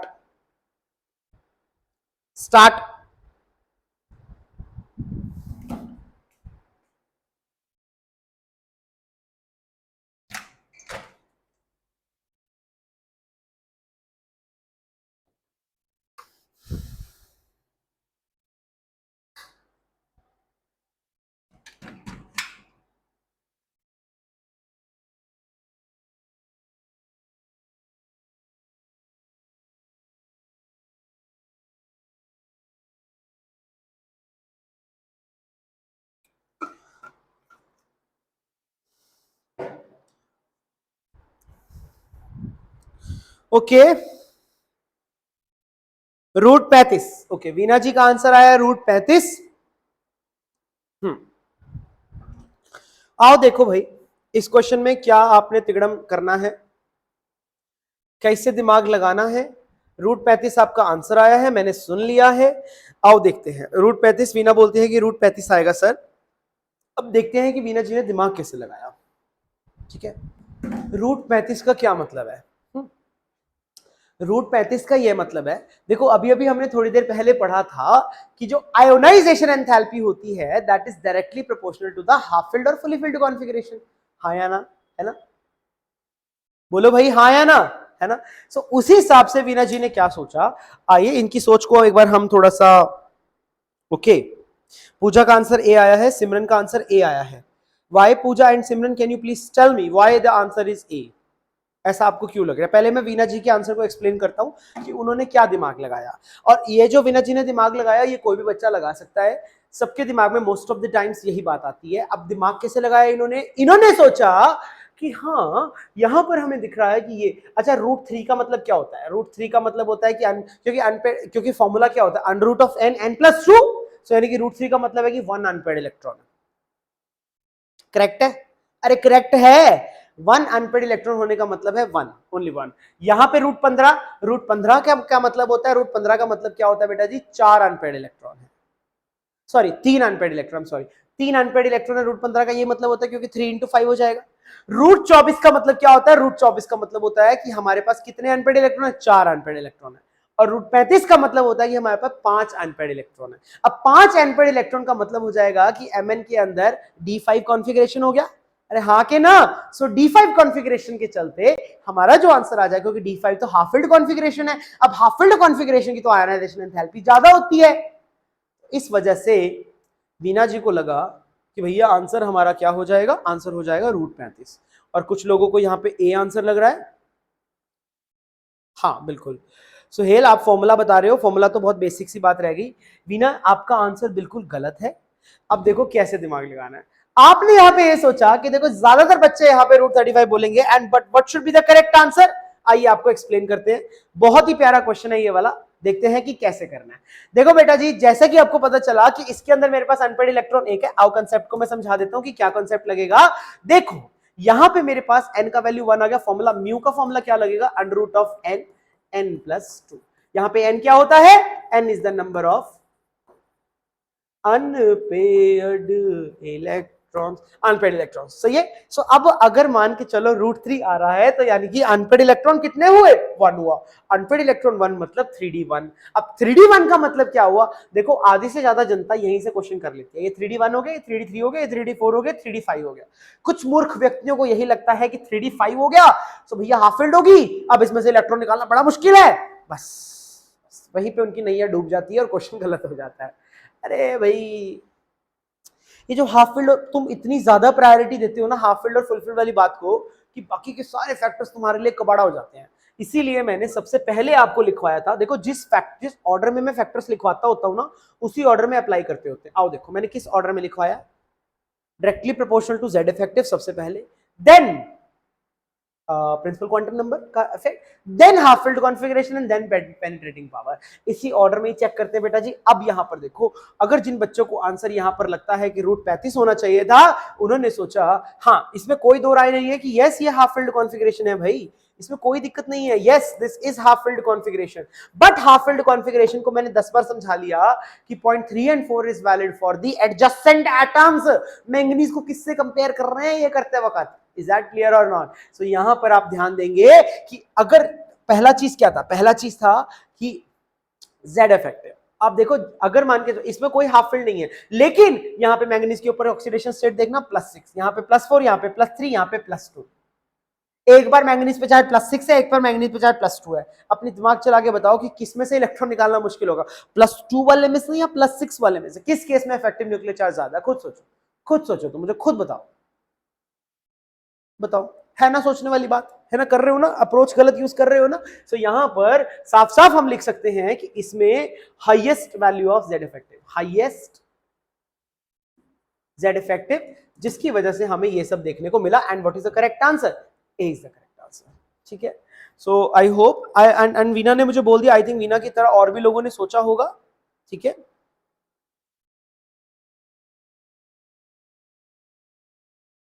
Oh my God Ishita, √15 का मतलब, हाँ yes, number of unpaired electron 3 आ जाएंगे, बिल्कुल सही। तो 3 इलेक्ट्रॉन तो तभी आएंगे ना जब Mn का ऑक्सीडेशन स्टेट +4 हो जाएगा। ठीक है सर, मैंने फैक्टर को ही लगाया, सर मैंने फैक्टर को ही लगाया। ओके वेरी गुड पूजा, शाबाश बेटा शाबाश। ठीक है, पूजा और सिमरन ने अगर सही आंसर ऐसे ही सोच के बताया है तो बहुत अच्छा, बट अगर इन्होंने कोई चीटिंग करा है या तुक्का मारा है तो बहुत बुरा। ठीक है, इससे अच्छा तो गलत दे दो तुम आंसर। ठीक है ना। सो आई होप ये बात समझ में आ गई होगी आपको। मुझे बता दो क्लियर है तो क्लियर लिखो, नहीं क्लियर है तो मेरे से रिपीट करवा लो, मैं दोबारा समझा दूंगा, because this is one of the most important question. हल्का फुल्का क्वेश्चन नहीं है भैया, ये भारी क्वेश्चन है, भारी वेटेज का क्वेश्चन है, ये मस्त क्वेश्चन है, मस्त क्वेश्चन एकदम। बताओ मुझको जल्दी से, क्या ये कहानी क्लियर है, क्या ये घुसा दिमाग में, क्लियर, क्लियर।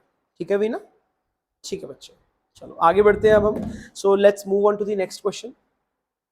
ठीक है, सो एक लास्ट क्वेश्चन हम लोग करेंगे, उसको हम लोग देख लेते हैं।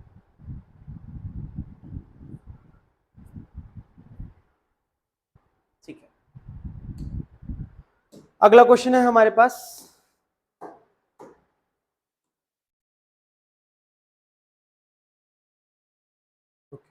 This is the question.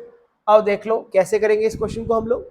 ये सारा डेटा तो देखो मैंने लिखा है, क्वेश्चन तो इतना सा ही था बस, है ना, क्वेश्चन तो इतना ही सा था। ये चलो ये भी हटा देता हूँ फिर मैं, अगर ऐसी बात है तो ये लो, ये सारा हटा दिया मैंने।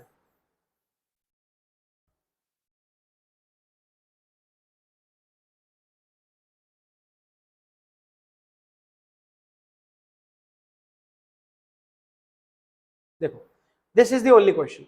अब क्वेश्चन में क्या कहता है हमसे, देखो जरा क्वेश्चन की जान देखते हैं। क्वेश्चन में हमसे बोलता है, कहता है कि m कोई चीज है, m एक मेटल है या एक कोई भी एटम है, उसके अंदर मैंने फर्स्ट आयनाइजेशन एंथैल्पी दिया जो कि 500 किलो जूल्स पर मोल था, वो m+ बन गया। फिर मैंने इसके अंदर सेकंड आयनाइजेशन एंथैल्पी दिया जो कि 8000 लगा भैया, 8000, 500 से सीधा 8000। ठीक है, फिर इसके अंदर मैंने थर्ड आयनाइजेशन एंथैल्पी दिया जो 8000 से कितना हो गया, 11000 हो गया। ठीक है, अपनी बुद्धि चलाओ और मुझे बताओ कि इनमें से M कौन होना चाहिए, लिथियम, बेरिलियम, बोरोन या कार्बन। ठीक है, सोच समझ के जवाब देना, जल्दबाजी बिल्कुल मत करना, जल्दी की कोई हमें नहीं पड़ी है, हमारे पास समय ही समय है। चलिए, एब्सोल्युटली क्लियर, ठीक है, बहुत बढ़िया, बहुत बढ़िया, गुड, बड़े प्यारे बच्चे हो तुम तो। चलो करके दिखाओ मुझको ये क्वेश्चन फटाफट से, hurry up, use your brain and do this question for me. अपनी बुद्धि का इस्तेमाल कीजिए और करके दिखाइए। मैं थोड़ा बैठ जाऊं, थक गया मैं सुबह से क्लास लेके। चलो करो करो करो।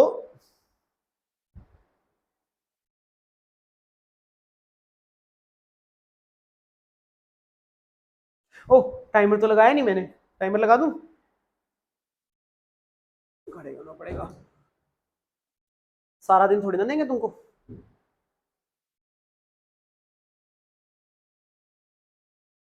क्या हो गया ये, मेरी क्लास में क्यों होता है भाई ये सब? चलो 30 सेकेंड्स, ओनली 30 सेकेंड्स, करो। ओके, सिमरन का आंसर आ रहा है ए।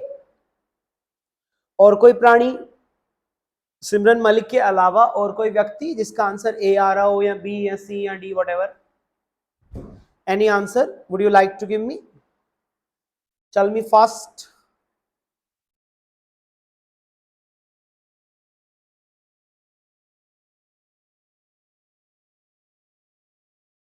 Okay, I think time is up.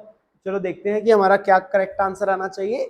देखो बेटा जी, अब क्या कंसेप्ट लगाएंगे, बहुत ही आसान सा कॉन्सेप्ट यूज करेंगे और अपने इस क्वेश्चन को सॉल्व करेंगे। देखो पहले कहता है कि एम एक इलेक्ट्रॉन निकाला, 500 के आसपास लगी, दूसरा निकाला, भाई तौबा तौबा बहुत एनर्जी लग गई, यानी कि ये तो श्योर है कि दूसरा इलेक्ट्रॉन निकालना मतलब एक इलेक्ट्रॉन निकालते ही वो नोबल गैस कॉन्फिगरेशन अटेन कर चुका है।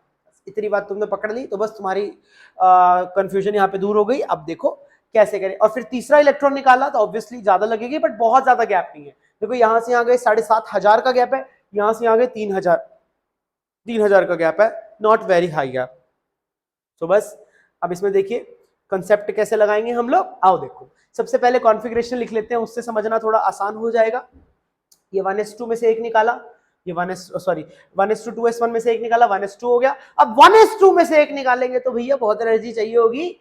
सो बस ये हो गया। तो यानी कि फर्स्ट छोटी है और सेकंड जो हो जाएगी वो बहुत बहुत बड़ी हो जाएगी, है ना, बहुत, क्योंकि सेकंड में नोबल गैस को छेड़ रहे हैं ना। ये बेसिकली क्या हो गई बेटा जी, this is the noble gas configuration.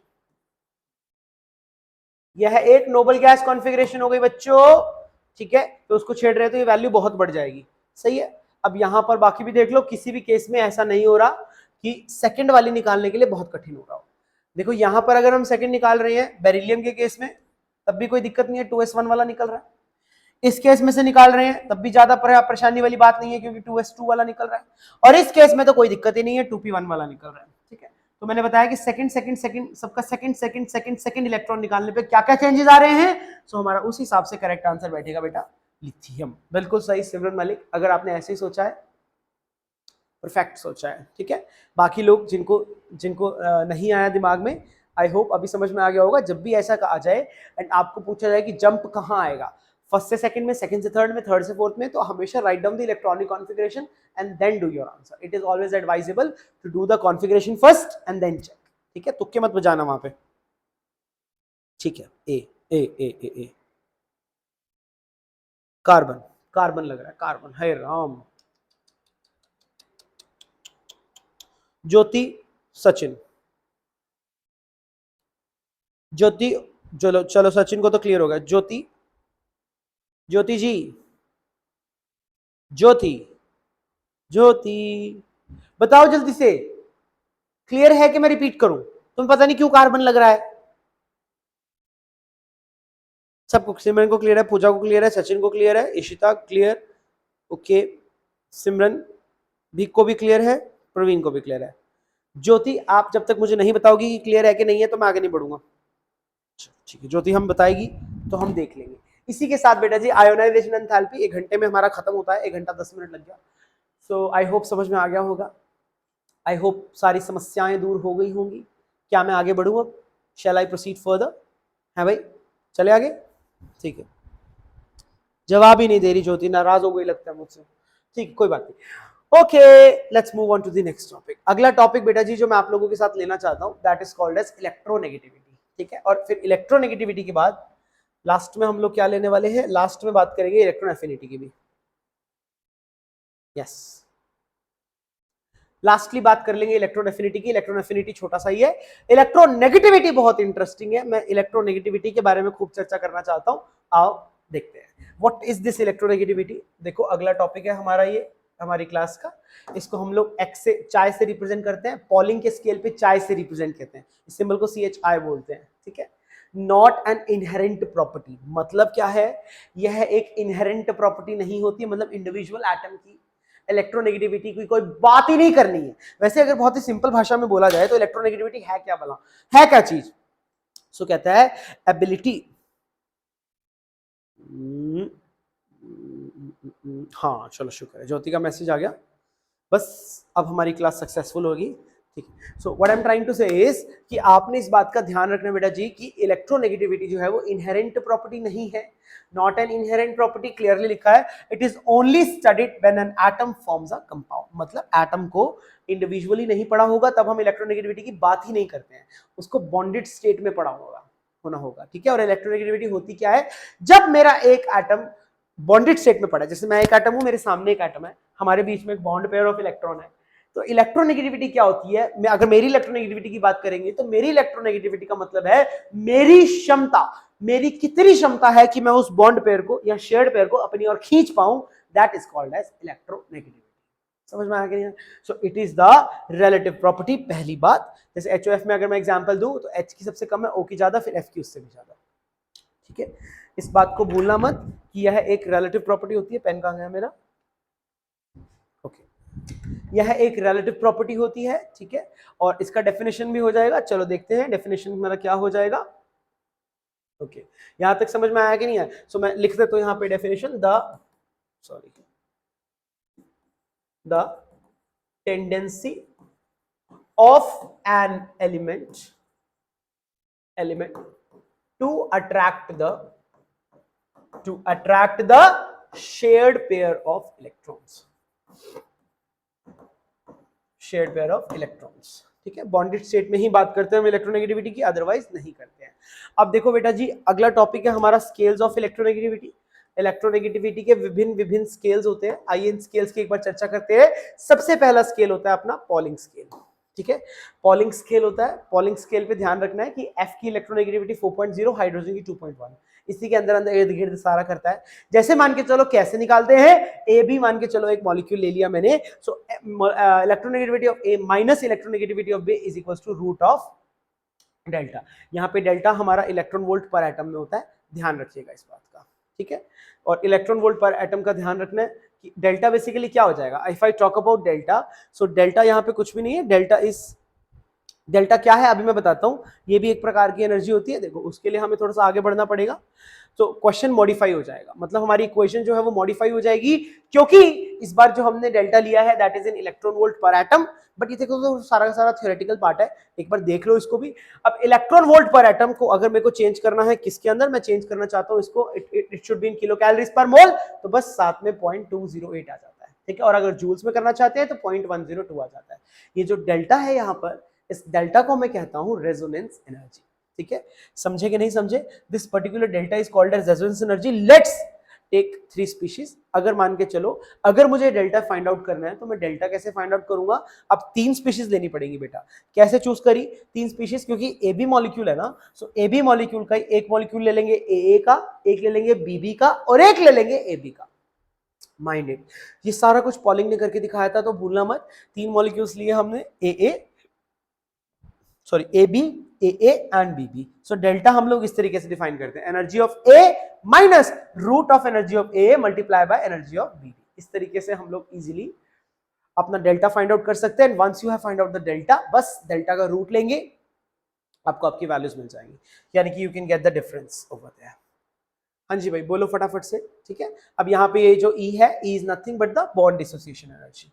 ये जो E है ये हमारी बॉन्ड डिसोसिएशन एनर्जी हो जाएंगी, ये कुछ भी नहीं है।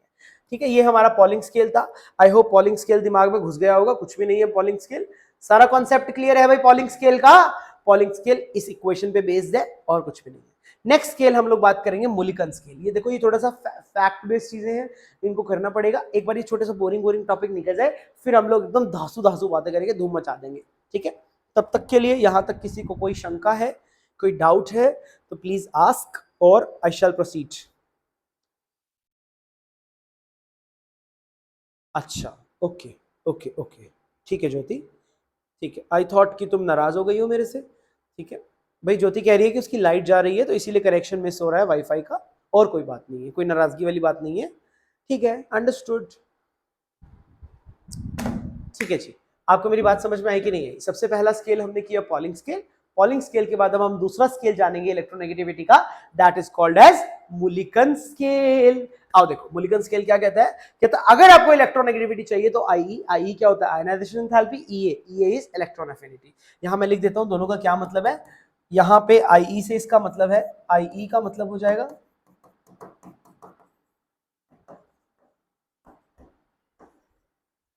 they are talking about the ionization enthalpy and EA का मतलब क्या है यहां पे? This is the electron affinity,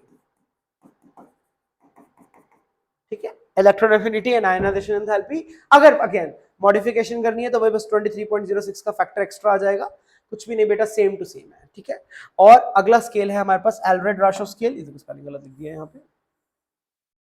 next scale that we would like to discuss is Allred Rochow scale. ये भी बहुत इंपॉर्टेंट है, इसमें से भी क्वेश्चन अक्सर पूछ लिए जाते हैं। सो बेसिकली ये हो जाएगा कि chi is equals to chi is equals to 0.744 plus 0.359 upon r square into z effective. r का देखना पिकोमीटर में होगा और z इफेक्टिव आपको पता ही है, इफेक्टिव न्यूक्लियर चार्ज आ जाएगा एट पेरीफेरी, पेरीफेरी पेरीफेरी पर स्लैटर रूल लगा के आपको निकाल सकते हो, कोई बड़ी बात नहीं है, सही बात है, ठीक है जी।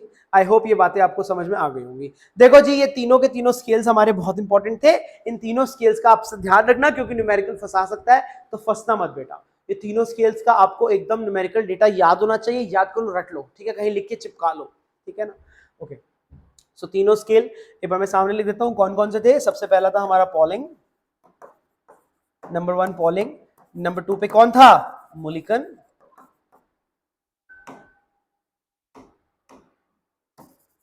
नंबर 2 पे we have Mulliken and number 3 पे वी हैव एलरेड-राशोव,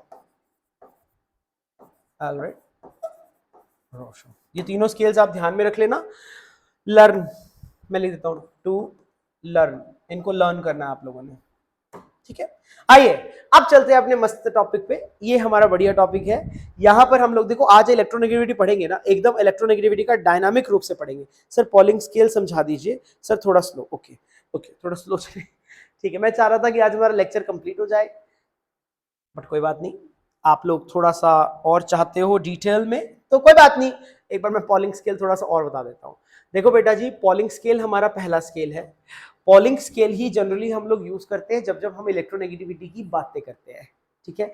पॉलिंग स्केल की अगर बात किया जाए, सो इलेक्ट्रोनेगेटिविटी की कुछ कुछ आपको ये टेबल मैंने यहाँ पर एक टेबल सा होता है जिसके बेसिस पे सभी एटम्स की इलेक्ट्रोनेगेटिविटी होती है, जहां पर फ्लोरीन की इलेक्ट्रोनेगेटिविटी होती है 4.0 एंड हाइड्रोजन की होती है 2.1। ओके, सो प्लीज इसका ध्यान रखना, कोई इसमें मुश्किल बात तो नहीं है वैसे। सो और भी एक दो की लिख दूं मैं यहाँ पे, जैसे कि कार्बन की होती है यहाँ पे 2.5 पॉलिंग स्केल पे, ठीक है। उसके बाद ऑक्सीजन की कितनी होती है? 3.5। नाइट्रोजन की कितनी होती है? 3.0।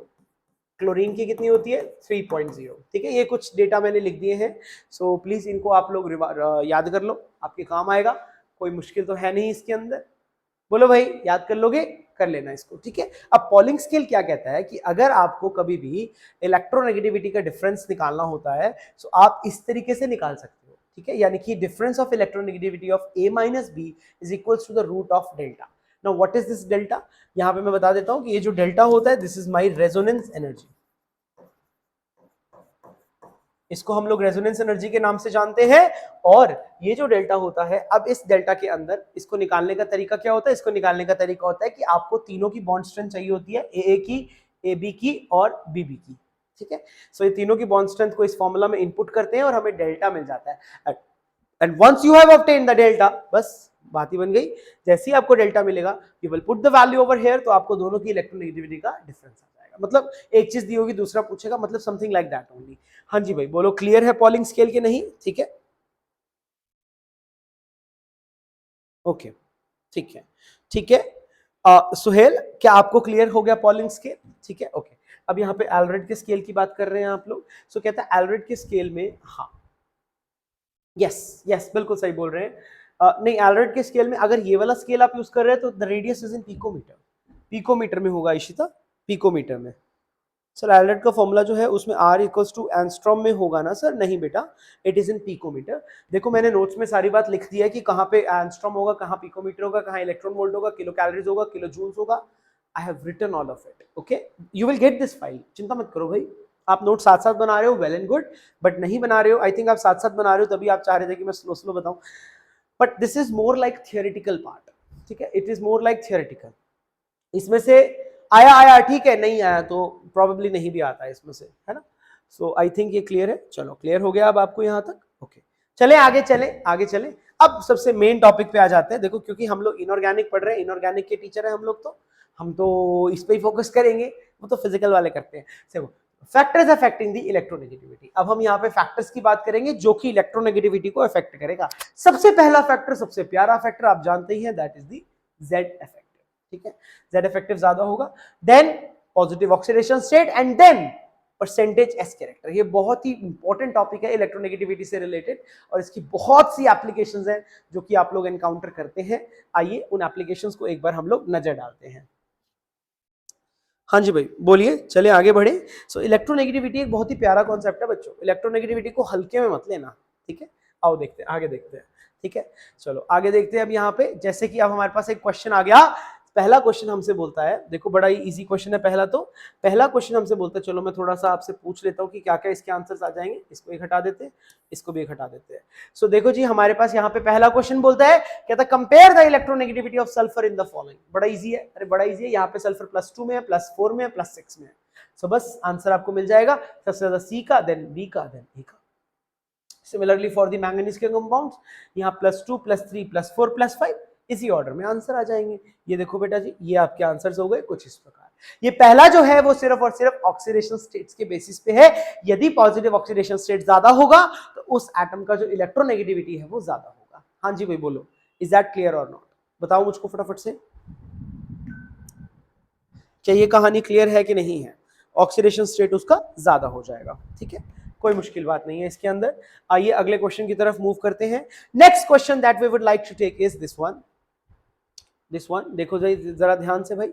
अब अगला क्वेश्चन में हमसे क्या बोलता है, देखो बड़ा प्यारा क्वेश्चन है ये वाला भी। कहता है compare the electronegativity of nitrogen hair.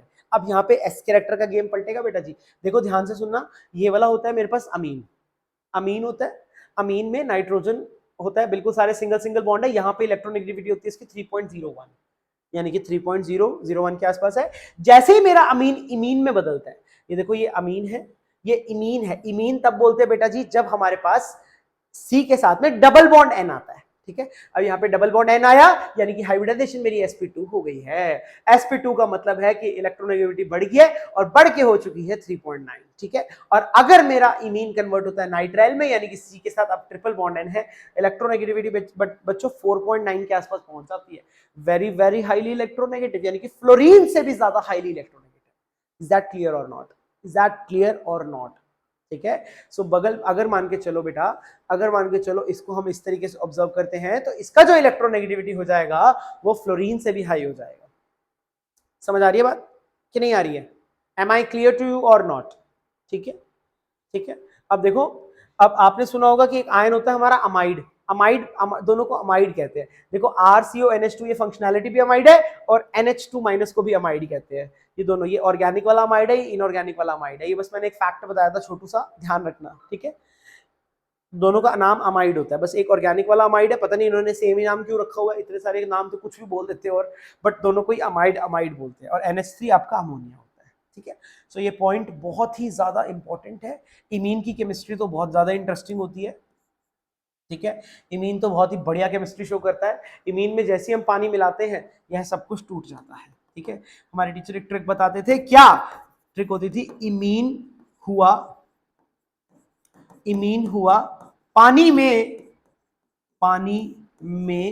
विलीन, मतलब इमीन जो है वो पानी में बर्बाद हो जाएगा, विलीन हो जाएगा।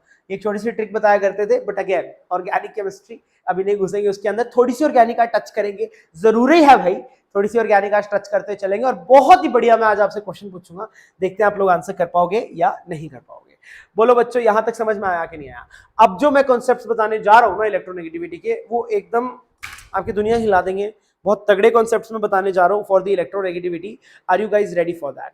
ठीक है, हाँ बिल्कुल सही है। सीबीए परसेंटेज एस कैरेक्टर से आप लोग कर सकते हैं। अब जो मैं कॉन्सेप्ट बताने जा रहा हूं उसको ध्यान से देखना। देखो बेटा जी, अब जो हम कॉन्सेप्ट करेंगे वो ये कॉन्सेप्ट है, listen very very carefully, very important. देखो आपने अक्सर सुना होगा कि एजीसीएल के जितने भी हमारे एजी मतलब सिल्वर हैलाइड जो होता है, एजीसीएल, एजीबीआर, एजीआई और एजी2एस भी ले लो फॉर से, अब ये सारे के सारे नीचे वाले तो कलर्ड होते हैं, पर एजीसीएल व्हाइट कलर का होता है ना? सुना होगा आपने ये बात अक्सर, है ना? अब ऐसा क्यों, क्या इसमें दिक्कत है कि वो व्हाइट क्यों होता है? चलो इसको समझाते हैं। देखो बेटा जी, जैसे जैसे मैं नीचे जा रहा हूं, ध्यान से सुनना, जैसे जैसे मैं नीचे की जा रहा हूं, क्लोरीन है, ब्रोमीन है, आयोडाइड है और सल्फाइड है, मुझे साफ साफ दिखाई दे रहा है कि साइज इंक्रीजेस। अरे साइज बढ़ रहा है कि नहीं बढ़ रहा है ना? और अगर साइज इंक्रीजेस और चार्ज भी बढ़ रहा है, तो यानी कि पोलराइजेशन इंक्रीजेस, और अगर पोलराइजेशन इंक्रीजेस तो नेचुरल सी बात है भैया कि कोवेलेंट कैरेक्टर इंक्रीजेस। ये कौन सा रूल बता रहा हूं मैं यहाँ पे आपको? फजान रूल। यानी कि अगर ऊपर से नीचे जाऊंगा, अभी मैं इसमें इलेक्ट्रोनेगेटिविटी को घुसाता हूं तो मजा तब आएगा। जब मैं ऊपर से नीचे जा रहा हूं तो मैंने देखा कि according to Fajan rule, according to Fajans rule, बहुत प्यारा रूल है फजान्स रूल, हमने ये रियलाइज किया कि हमारे पास नीचे जाते जाते कोवेलेंट कैरेक्टर बढ़ रहा है। ठीक है, अब मुझे पता है, अब ligand to metal charge transfer जो बात होती है, ligand to metal charge transfer होता है ना? कलर के लिए रिस्पॉन्सिबल यही फैक्टर होता है, ligand to metal charge transfer. अब ligand to metal charge transfer जो पॉसिबल होता है, only possible in the covalent compounds. अब ये वाला जो ट्रांजिशन है ये कोवेलेंट कंपाउंड्स में, ये एक कलर का रीजन है। ठीक है, अब इस चीज को हम लोग रिलेट करते हैं, आइए इस चीज को समझने की कोशिश करते हैं। ध्यान से देखना, बहुत ही ज्यादा इंपॉर्टेंट है, बहुत ही मजा आएगा आपको सुन के। आइए देखते हैं, कहता है all those compounds are coloured, ठीक है, where ionic character is less than 23%। ठीक बात है। अब इसको हमने किस तरीके से समझा, आइए इस तरीके से समझने की इसको कोशिश करते हैं। ओके, एक सेकेंड ना, 1 सेकेंड। ठीक है, सो यहां पे हम लोग इसको कैसे समझ सकते हैं कि अब जैसे जैसे हम नीचे गए, देखो इलेक्ट्रोनेगेटिविटी का यहां पे क्या रोल है, we would like to understand the electronegativity. अब देखो इलेक्ट्रोनेगेटिविटी क्या होती है, क्लोरीन की इलेक्ट्रोनेगेटिविटी। देखो इलेक्ट्रोनेगेटिविटी के बेसिस पे भी हम लोग कलर को समझ सकते हैं। अब क्लोरीन की जो इलेक्ट्रोनेगेटिविटी है बहुत हाई है, कंपैरेटिवली हाई है ना? सो अगर इलेक्ट्रोनेगेटिविटी हाई है तो मतलब एजी में और क्लोरीन में जो इलेक्ट्रोनेगेटिविटी डिफरेंस है that is substantially high, that is अच्छा खासा लार्ज, है ना? तो उसकी वजह से क्या हुआ, क्योंकि देखो इलेक्ट्रोनेगेटिविटी डिपेंड, आयनिक कैरेक्टर इस बात पे डिपेंड करता है कि कितना उनमें इलेक्ट्रोनेगेटिविटी का डिफरेंस है। अब अगर मैं एजी और सीएल की बात करता हूं, so the difference in electronegativity is quite high, यानी कि इसके लिए जो वैल्यू ऑफ ए का ए माइनस का बी का जो वैल्यू है दैट इज हाई। अगर ये वैल्यू हाई आएगा तो इसमें जो आयनिक कैरेक्टर होगा वह ज्यादा हो जाएगा, और अगर आयनिक कैरेक्टर ज्यादा होगा तो नॉर्मल जो ligand to metal charge transfer होने वाले थे वो चार्ज ट्रांसफर नहीं होंगे, और यदि चार्ज ट्रांसफर नहीं होंगे तो कलर आएगा क्या? कलर नहीं आएगा। देखो इलेक्ट्रोनेगेटिविटी इतना प्यारा फैक्टर है ना, उसकी मदद से आपने कलर तक समझ लिया कि कलर कैसे पता लगता है। आपने देखा कि एजीसीएल है, एजीबीआर है, एजीआई है, एजी2एस है, देखो सबकी मैंने इलेक्ट्रोनेगेटिविटी लिख दी आपके सामने। इसकी 3.0 होती है, ये पॉलिंग स्केल पे ही है, electronegative values on polling scale 3.0, 2.5, 2.1। अब मैंने ये देखा बेटा जी कि यहाँ पर सल्फर या आयोडीन या ब्रोमीन की जब मैं बात करता हूं तो इनका जो इलेक्ट्रोनेगेटिविटी है वो कम है, यानी कि इनमें और एजी में जो इलेक्ट्रोनेगेटिविटी डिफरेंस है वो भी कम है। और अगर इलेक्ट्रोनेगेटिविटी डिफरेंस कम है सो कंपैरेटिवली कोवेलेंट कैरेक्टर थोड़ा और ज्यादा है, और ज्यादा कोवेलेंट कैरेक्टर अगर ज्यादा होगा सो बेसिकली चार्ज ट्रांसफर की संभावनाएं भी ज्यादा हो जाएंगी, क्योंकि चार्ज ट्रांसफर उन्हीं में होता है जो कि कोवेलेंट कंपाउंड्स होते हैं। एजीसीएल में ज्यादातर, मतलब वैसे तो एजीसीएल भी कोवेलेंट है, बट देयर इज, अगर मैं कंपेयर करूं आयनिक कैरेक्टर की तो एजीसीएल में इनमें सबसे ज्यादा आयनिक कैरेक्टर हो जाएगा, जिसकी वजह से वहां पर चार्ज ट्रांसफर पॉसिबल नहीं है। चाहे मेटल टू लिगेंड या ligand to metal, charge transfers are not possible. और अगर चार्ज ट्रांसफर पॉसिबल नहीं है तो बस सारा बट्टा बैठ जाएगा, हमारा कलर नहीं शो होगा। इज दैट क्लियर और नॉट? एक बार मैं फिर से बता रहा हूं, ध्यान से सुन लो, जिनको समझ में नहीं आया प्लीज ध्यान से सुन लो और मुझे बता दो कि इफ दिस इज क्लियर और नॉट। ठीक है, इलेक्ट्रोनेगेटिविटी के बेसिस पे हम लोग कैसे समझ रहे हैं अपने कलर को? सर AgCl में LMCT नहीं होगा, बिल्कुल नहीं होगा। यस, इसमें LMCT नहीं हो पाएगा। रीजन क्या है सचिन उसका? रीजन उसका यही मैंने बताया कि AgCl में मेजरली मतलब कंपैरेटिव टू अदर्स उसमें आयोनिक कैरेक्टर आएगा, and if the ionic character is there, और आयनिक कैरेक्टर क्यों? देखो देखो चेन से चलते हैं, चेन से चलते हैं, वाई वाई वाई वाई करते रहेंगे। पहली कमेंट किया कि AgCl is colourless, why? Because there is no charge transfer. Why? Because there is less covalent character. Y?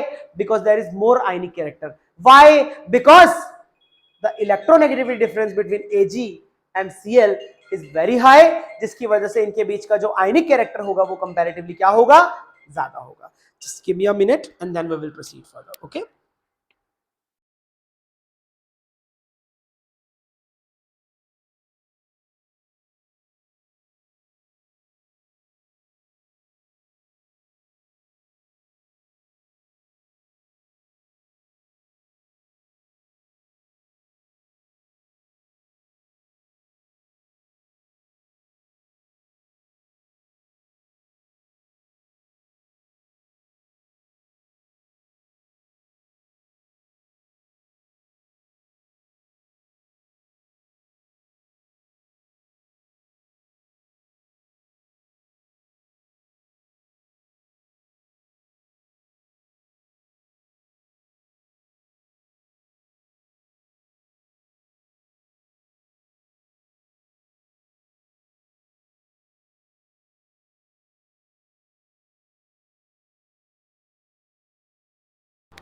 हाँ जी भाई, बताओ समझ में आया कि नहीं आया? सारे के सारे वाइज आपको क्लियर है या नहीं है? प्लीज टेल मी बच्चों, please you have to tell me, you have to acknowledge it कि आपको समझ में आ रहा है कि नहीं आ रहा है। ठीक है, क्योंकि ये छोटे छोटे पैरामीटर्स बहुत इंपॉर्टेंट है। You have to tell me fast, is it clear और नॉट क्लियर? यस यस और no? Yes yes yes, no no no, बोलो। कोई जवाब ही नहीं दे रहा। Am I audible? आवाज आ रही है मेरी? ठीक है, सो आई होप आपको बात समझ में आ गई होगी। सो इसको एक बार हम लोग इसका निपटारा कर देते हैं, इन सारे कॉन्सेप्ट्स का, कि क्या क्या हमारे पास रीजनिंग आएगी इसके लिए। देखो बेटा, रीजनिंग क्या थी? AgCl को कलरलेस बोला पहले तो, colourless. Why? Because there is no LMCT। Why? Because there is less covalent character.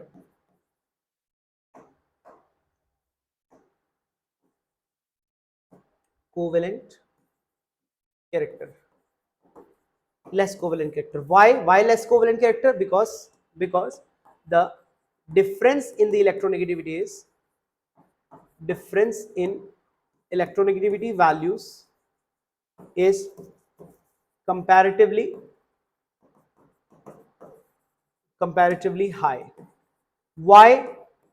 Because chlorine has higher electronegativity value. अरे सारी के सारी कहानी क्या ये इलेक्ट्रोनेगेटिविटी पे आके नहीं अटक गई? वही तो मैं समझाना चाहता हूँ कि इलेक्ट्रोनेगेटिविटी बहुत इंपॉर्टेंट फैक्टर है, काफी सारी चीजों को गवर्न कर लेता है। ठीक है, हाँ जी भाई, समझ में आया कि नहीं आया? देखा, कलर समझ आया आपको इससे? ठीक है, good good good good good good good good. चलो अगले कॉन्सेप्ट पे हम लोग मूव ऑन कर देते हैं फिर इसी बात पे। ठीक है, एक और चीज जो मैं आपको बताना चाहता हूँ, that is very very important. देखो बेटा जी, आप बचपन से पढ़ते आए हो, है ना? थोड़ा सा ऑर्गेनिक का कॉन्सेप्ट है जो मैं यहाँ पे बताना चाहता हूँ। Again we need the concept of electronegativity for this.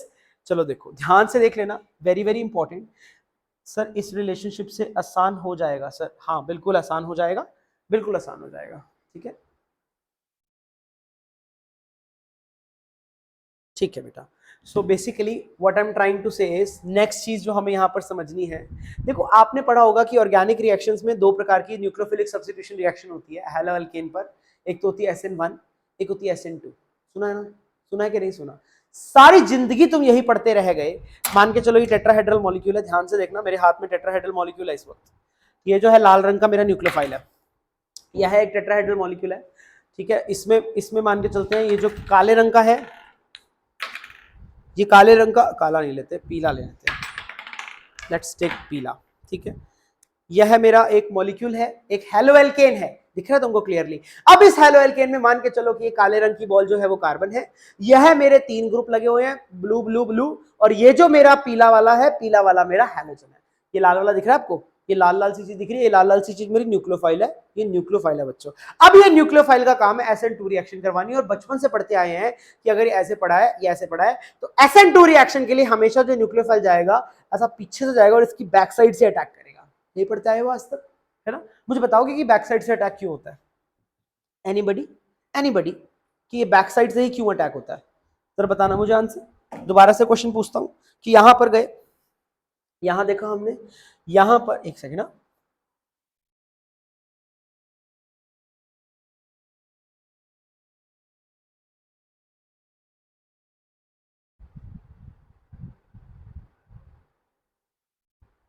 Okay so मेरे पास मेरा क्वेश्चन फिर से सुन लीजिए कि लेट्स सपोज बेटा जी कि यहां पर हम थे, ये मेरा न्यूक्लियोफाइल SN2 करवानी है, SN2 याद रखिएगा, SN1 नहीं हो रही है, SN2 हो रही है, यानी कि दोनों इंपॉर्टेंट है, ये बायोमोलिकुलर है। अब यहाँ पे अगर मान के चलो ये मेरा न्यूक्लियोफाइल है, न्यूक्लियोफाइल को अटैक करना है, बचपन से पढ़ते हैं कि बैक साइड से अटैक करेगा सर, पीछे से आगे अटैक करेगा, तो मुझे रीजन बताएगा क्यों, क्यों पीछे से क्यों आना है, पीछे से क्या दिक्कत है? कुछ बोलते ही नहीं आप लोग तो, इतने बोरिंग बच्चों, बताओ मुझे जल्दी जल्दी, इतनी मेरी एनर्जी लगवाते हो, बोलते जवाब देते नहीं हो, हद है। चलो तुम आंसर लिखो, मैं पानी पीता हूं। मुझे आंसर बताओ जल्दी जल्दी इस क्वेश्चन का कि क्या कारण है, क्या कारण रहा होगा?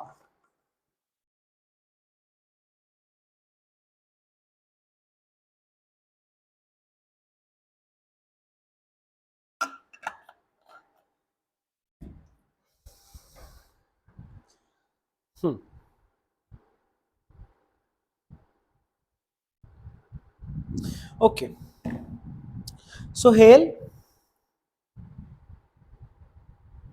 सोहेल मैंने कुछ समझाया नहीं बेटा, मैं एक सवाल पूछ रहा हूं आपसे, बस एक क्वेश्चन पूछा है मैंने कि मान के चलो कि हमारे पास एक हेलो एल्केन है, हेलो एल्केन बोले तो क्या होता है, कार्बन, कार्बन है, 3 ग्रुप्स लगे हुए हैं और ये हेलोजन है, ठीक है। अब कार्बन के ऊपर भर भर के पार्शियल पॉजिटिव चार्ज है, किसके कारण? हेलोजन के कारण, क्योंकि हेलोजन मोर इलेक्ट्रोनेगेटिव है, हाँ के ना? मोर इलेक्ट्रोनेगेटिव है, मोर इलेक्ट्रोनेगेटिव की वजह से अपने ऊपर ले लिया पार्शियल नेगेटिव, कार्बन के ऊपर ले लिया पार्शियल पॉजिटिव। देखो इस कार्बन की बात चल रही है, ये लाल रंग का मेरा क्या है, न्यूक्लियोफाइल है। SN2 रिएक्शन में बचपन से पढ़ते हैं कि न्यूक्लियोफाइल बैक साइड से आके अटैक करता है। मेरा सवाल बस ये है कि बैक साइड से ही क्यों आके अटैक करता है ना। बस कुछ समझाया नहीं है मैंने बेटा, मैंने बस एक सिंपल सा सवाल पूछा है, बताओ मुझको जल्दी से। ओके अभी समझ में आया क्वेश्चन, अभी समझ में आया क्वेश्चन के नहीं आया? हाँ जी बोलो बच्चों, is the question clear now, is the question clear now और नॉट? क्या अभी आपको क्वेश्चन क्लियर हुआ कि मैंने क्या क्वेश्चन पूछा है? मुझे बताओ कि बैक साइड से ही क्यों अटैक होता है, कि न्यूक्लियोफाइल को ऐसी क्या तकलीफ है कि वो बैक साइड से आके अटैक करता है, सामने से क्यों नहीं आ सकता? मान के चलो कि इस तरीके से है, स्टेरिक हिंड्रेंस, वाह भाई वाह, सोहेल ने हमें जवाब दिया है स्टेरिक हिंड्रेंस, कि सर स्टेरिक हिंड्रेंस की वजह, हाँ सोहेल की गलती नहीं है क्योंकि बच्चों को यही पढ़ाया जाता है, यही सिखाया जाता है कि स्टेरिक हिंड्रेंस हो रही है। देखो बच्चों असली में स्टेरिक हिंड्रेंस की कोई कहानी ही नहीं है। अब एक बात बताओ, ये अगर इतने ग्रुप्स लगे हुए हैं तो स्टेरिक हिंड्रेंस तो पीछे से ज्यादा नहीं होगी भाई, इधर से तो ये इस तरफ मुंह करके पड़े हुए हैं तो इसको तो यही से अटैक कर देना चाहिए। बेटा steric hindrance is no reason, छोटे बच्चे होते हैं जो स्टेरिक हिंड्रेंस जैसा रीजन मुझे बताते हैं, आप लोग स्टेरिक हिंड्रेंस नहीं बोलेंगे, keep in mind steric hindrance is एकदम बकवास रीजन, आप लोगों ने स्टेरिक हिंड्रेंस नहीं बोलना है तो फिर क्या बोले, क्या कहानी है इसके पीछे रियल, मैं सिखा देता हूं आप लोगों को। आओ देखो जरा फटाफट से देख लो, एक सेकंड दो मुझको बस, आओ इसके पीछे की हम लोग रियल कहानी समझते हैं। ड्यू टू ओके और भी आंसर्स आए हैं, sir halogen is highly electronegative which causes repulsion with the nucleophile, oh my God Gurneet, कि हेलोजन जो है वो हाईली इलेक्ट्रोनेगेटिव होता है जो कि आते हुए न्यूक्लियोफाइल को क्या कहेगा, भाग जाए यहां से। अच्छा okay, due to the repulsion between halogen and nucleophile, आहा क्या बात है निशांत और Gurneet, bad bad bad very bad. देखो बेटा जी रियल रीजन क्या होता है आपको पता है, सारी की सारी कहानी छिपी होती है किसके अंदर, ऑर्बिटल्स के अंदर। ऑर्बिटल्स को देखो, अब एक मैं तुम्हें कॉन्सेप्ट सिखाने जा रहा हूं, जिंदगी में कभी मत भूलना कि लेट्स सपोज अगर ए और बी के बीच में बॉन्ड है, अब ऑब्वियसली बात है, जब बॉन्ड बनते हैं तो बीच में बनती है बॉन्डिंग मॉलिक्यूलर ऑर्बिटल और साथ ही साथ बनती है एंटी बॉन्डिंग मॉलिक्यूलर ऑर्बिटल। यानी कि अगर बेटा जी यहाँ पे सिग्मा बॉन्ड बन रहा है ना, तो सिग्मा स्टार भी बन रहे होंगे, यानी कि एंटी बॉन्डिंग भी बन रहे होंगे। एंटी बॉन्डिंग कहीं चले नहीं जाते हैं, ठीक है। बस डिफरेंस ये होता है कि एंटी बॉन्डिंग, मान के चलो पहले तो अगर ए बॉन्ड है, ऐसे मान के चलो कि अगर ए बॉन्ड है तो ये वाला अगर सिग्मा है तो सिग्मा स्टार इनके पीछे ऐसे पड़ा होता है। दिस इज आधा सिग्मा स्टार, दिस इज आधा सिग्मा स्टार। यानी कि जो एंटी बॉन्डिंग ऑर्बिटल होती है वो सिग्मा बॉन्डिंग ऑर्बिटल के एकदम 180 डिग्री पे लाई करती है। इनके बीच में जो डिफरेंस होता है this is of 180 degree, please इसको भूलना मत। बट अगर मान के चलो ए और बी दो डिफरेंट मॉलिक्यूल है और कंडीशन ये है कि जो इलेक्ट्रोनेगेटिविटी ऑफ बी है वह इलेक्ट्रोनेगेटिविटी ऑफ ए से ज्यादा है, इफ तब आपने इस चीज का खासम खास ध्यान रखना बेटा जी कि जब भी कभी ऐसा हो जाए तो जो चीज मोर इलेक्ट्रोनेगेटिव होती है ना वो हमेशा अपने पास बॉन्डिंग मॉलिक्यूलर ऑर्बिटल वाला कैरेक्टर ज्यादा रखती है। सो अगर बॉन्डिंग मॉलिक्यूलर ऑर्बिटल वाला कैरेक्टर ज्यादा है, सो अगर बी इज मोर इलेक्ट्रोनेगेटिव तो सारा का सारा जो एंटी बॉन्डिंग कैरेक्टर है वो ए के पीछे चला जाता है। यानी कि मेजरली सिग्मा स्टार यहां एग्जिस्ट करती है, सिग्मा तो है ही है, छोटा सा सिग्मा स्टार यहां भी एग्जिस्ट करता है। मेरी बात समझ में आई कि नहीं है? जिसकी वजह से जो एम्प्टीनेस हो गई मॉलिक्यूल के अंदर, यानी कि जो वैकेंसी क्रिएट हुई है वो बी के पीछे क्रिएट नहीं हुई, वो ए के पीछे क्रिएट हुई है। अब चलो मैं इसको अप्लाई करके दिखाता हूं कि मेरा इससे मतलब क्या है इस बात से। सो मैंने यहां पे ये समझाया कि ए और बी अगर दो हैं, बी की इलेक्ट्रोनेगेटिविटी ज्यादा है, सो बी के पीछे जो एंटी बॉन्डिंग होगा वो छोटा सा होगा और ए के पीछे जो एंटी बॉन्डिंग होगा वो बहुत बड़ा होगा। Size of anti bonding is big behind a. ये बॉन्डिंग और एंटी बॉन्डिंग के बीच में जो एंगल होता है वो 180 डिग्री का होता है। अब न्यूक्लियोफाइल को आना है बेटा जी, कोई खाली स्पेस तो चाहिए ना, सो दैट इज व्हाई वो कार्बन के पीछे अटैक करता है। अब देखो ना यहाँ पे कार्बन और हेलोजन का मान के चलो बॉन्ड है, अब न्यूक्लियोफाइल कभी भी सामने से तो नहीं आता, न्यूक्लियोफाइल पीछे से आता है और पब्लिक रीजन देती है sir steric hindrance, electronic repulsion, फलाना ढिंगरा, पता नहीं क्या क्या बोलते हो तुम, नॉनसेंस। रियल रीजन क्या है? रियल रीजन है कि जो एंटी बॉन्डिंग ऑर्बिटल है वह हमेशा सी के पीछे लाई कर रही है। रियल रीजन क्या है? रीजन ये होता है बेटा जी, the sigma star orbital majorly lies behind carbon and not halogen. सही है? अरे भैया एंटी बॉन्डिंग में तो इलेक्ट्रॉन डालना था, यही तो कारण था। अरे क्योंकि आपको याद होगा कि हम बोलते थे कि अगर इसमें इलेक्ट्रॉन जाएगा तो ये हैलोजन का बॉन्ड टूट जाएगा और हैलोजन बाहर चला जाएगा। अरे भैया, और रीजन क्या देते थे कि कार्बन भैया 5-5 बॉन्ड नहीं बना सकता, इसीलिए न्यूक्लियोफाइल जब आएगा तो हैलोजन को निकलना पड़ेगा। ये बोलते थे कि नहीं बोलते थे? यस और नो? सो नाइट्रोजन कहते थे 5 बॉन्ड नहीं बना सकता। गलत रीजन है, रॉन्ग। सही रीजन क्या है बेटा जी? आप नए न्यूक्लियोफाइल से जो इलेक्ट्रॉन डाल रहे हो वो उसके एंटी बॉन्डिंग में डाल रहे हो। अगर आप किसी के एंटी बॉन्डिंग में इलेक्ट्रॉन डालोगे तो उसका बॉन्ड ऑर्डर तो 0 होगा ना। दैट इज द रीजन कि यहाँ पे हैलोजन निकलना पसंद करता है। समझ में आया कि नहीं आया? 5 बॉन्ड वाली बात नहीं बोलनी है आप लोगों ने, समझ आ रही है बात? ऐसे तो ये स्पीशीज एग्जिस्ट करती है CH5+, ये तो एग्जिस्ट करती है। यहाँ तो 5 बॉन्ड बना रखे हैं कार्बन ने, बोलो बोलो, यहाँ तो बनाए हुए हैं, ठीक है। सो बेसिकली ऐसी बात आप ना बोलें, आप कृपया एकदम एग्जैक्ट रीजंस की वजह से। सारा गेम किस चीज का? इलेक्ट्रोनेगेटिविटी का गेम है बेटा। इलेक्ट्रोनेगेटिविटी बोलती है कि भैया इलेक्ट्रोनेगेटिविटी का क्या कहना है? उसका ये कहना है कि अगर आपने 2 एटम्स लिए हुए हैं एक मॉलिक्यूल में, एक ए है एक बी है, एक कार्बन है एक हैलोजन है, कार्बन हैलोजन में ज्यादा इलेक्ट्रोनेगेटिव कौन है? मेरा हैलोजन। सो हैलोजन ने मेजरली खींच लिया बॉन्डिंग मॉलिक्यूलर ऑर्बिटल, सारा का सारा एंटी बॉन्डिंग किस पे रह गया? इस बेचारे कार्बन के पास। और एंटी बॉन्डिंग ऑर्बिटल हमेशा जो बॉन्डिंग मॉलिक्यूलर ऑर्बिटल होती है उसके 180 डिग्री पे लाई करती है। अब बड़ा सारा एंटी बॉन्डिंग किसके पीछे लाई करेगा? कार्बन के पीछे या हैलोजन के पीछे? नेचुरली कार्बन के पीछे। सही है? तो इस वजह से अटैक जो होता है वो कार्बन के पीछे वाली साइड से होता है। ये स्टेरिक हिंड्रेंस, ये रिपल्शन, सब बकवास रीजन है। सारा गेम इलेक्ट्रोनेगेटिविटी खेलता है और उसके वजह से हमारे एंटी बॉन्डिंग के शेप्स आते हैं ऑर्बिटल्स के बड़े बड़े, ठीक है। बना तो सब लेते हैं लेकिन रियल कहानी यही होती है, ठीक है। रियलिटी समझ में आनी चाहिए आप लोगों को कि रियलिटी क्या है। वंस अगेन सुहेल कहता है वंस अगेन, बेटा कुछ भी नहीं है, बड़ा ही आसान सा कॉन्सेप्ट है। देखो मैंने दोबारा समझाता हूं, कार्बन है हैलोजन है, कार्बन हैलोजन, कार्बन हैलोजन। ज्यादा इलेक्ट्रोनेगेटिव कौन? जिस हाथ में पेन है वो हैलोजन है, हैलोजन कार्बन। ज्यादा इलेक्ट्रोनेगेटिव मेरा हैलोजन, सो इन दोनों के पीछे बिल्कुल 180 डिग्री पे ना एंटी बॉन्डिंग ऑर्बिटल पड़ा हुआ है। किसके पीछे एंटी बॉन्डिंग बड़ा होगा ज्यादा? कार्बन के पीछे। व्हाई? क्योंकि कार्बन की इलेक्ट्रोनेगेटिविटी कम है, वह बॉन्डिंग वाले इलेक्ट्रॉन्स को ज्यादा नहीं खींच सकता, बॉन्डिंग वाले सारे इलेक्ट्रॉन्स हाइड्रोजन ने खींचे, इसीलिए इसके पास bonding molecular orbital BMO character ज्यादा होगा, और एंटी बॉन्डिंग वाला कैरेक्टर इस कार्बन के पास होगा। और एंटी बॉन्डिंग ऑर्बिटल हमेशा लाई करती है 180 डिग्री पे। ये बात का भी ध्यान रखना, जिंदगी में कभी मत भूलना कि जो एंटी बॉन्डिंग ऑर्बिटल लाई करती है always lie at the 180 degree. ये एक अलग कॉन्सेप्ट है जो कि मैं इसको डब्बे में बंद कर देता हूं। ये डब्बे वाला कॉन्सेप्ट अलग है, ठीक है, उससे रिलेटेड नहीं है। ठीक है, यहां पे मैं लिख देता हूं ABMO always lies at the angle of 180 degree from BMO, from bonding molecular orbital. Is this clear और नॉट क्लियर? बताओ बच्चों, क्या ये कहानी समझ में आई कि नहीं आई? ठीक है, तो अटैक तो फिर कार्बन के पीछे ही होगा ना, बताओ। ठीक है, मजा आया? अरे मजा आया कि नहीं आया? सचिन ऐसे ऐसे ऐसे कर रहा है। मजा आया आप लोगों को ये बात जान के? अब नहीं भूलेंगे सर ये रीजन, ऑल क्लियर सर। चलो मजा आ गया फिर तो, मजा आया आपको ये रीजन जान के?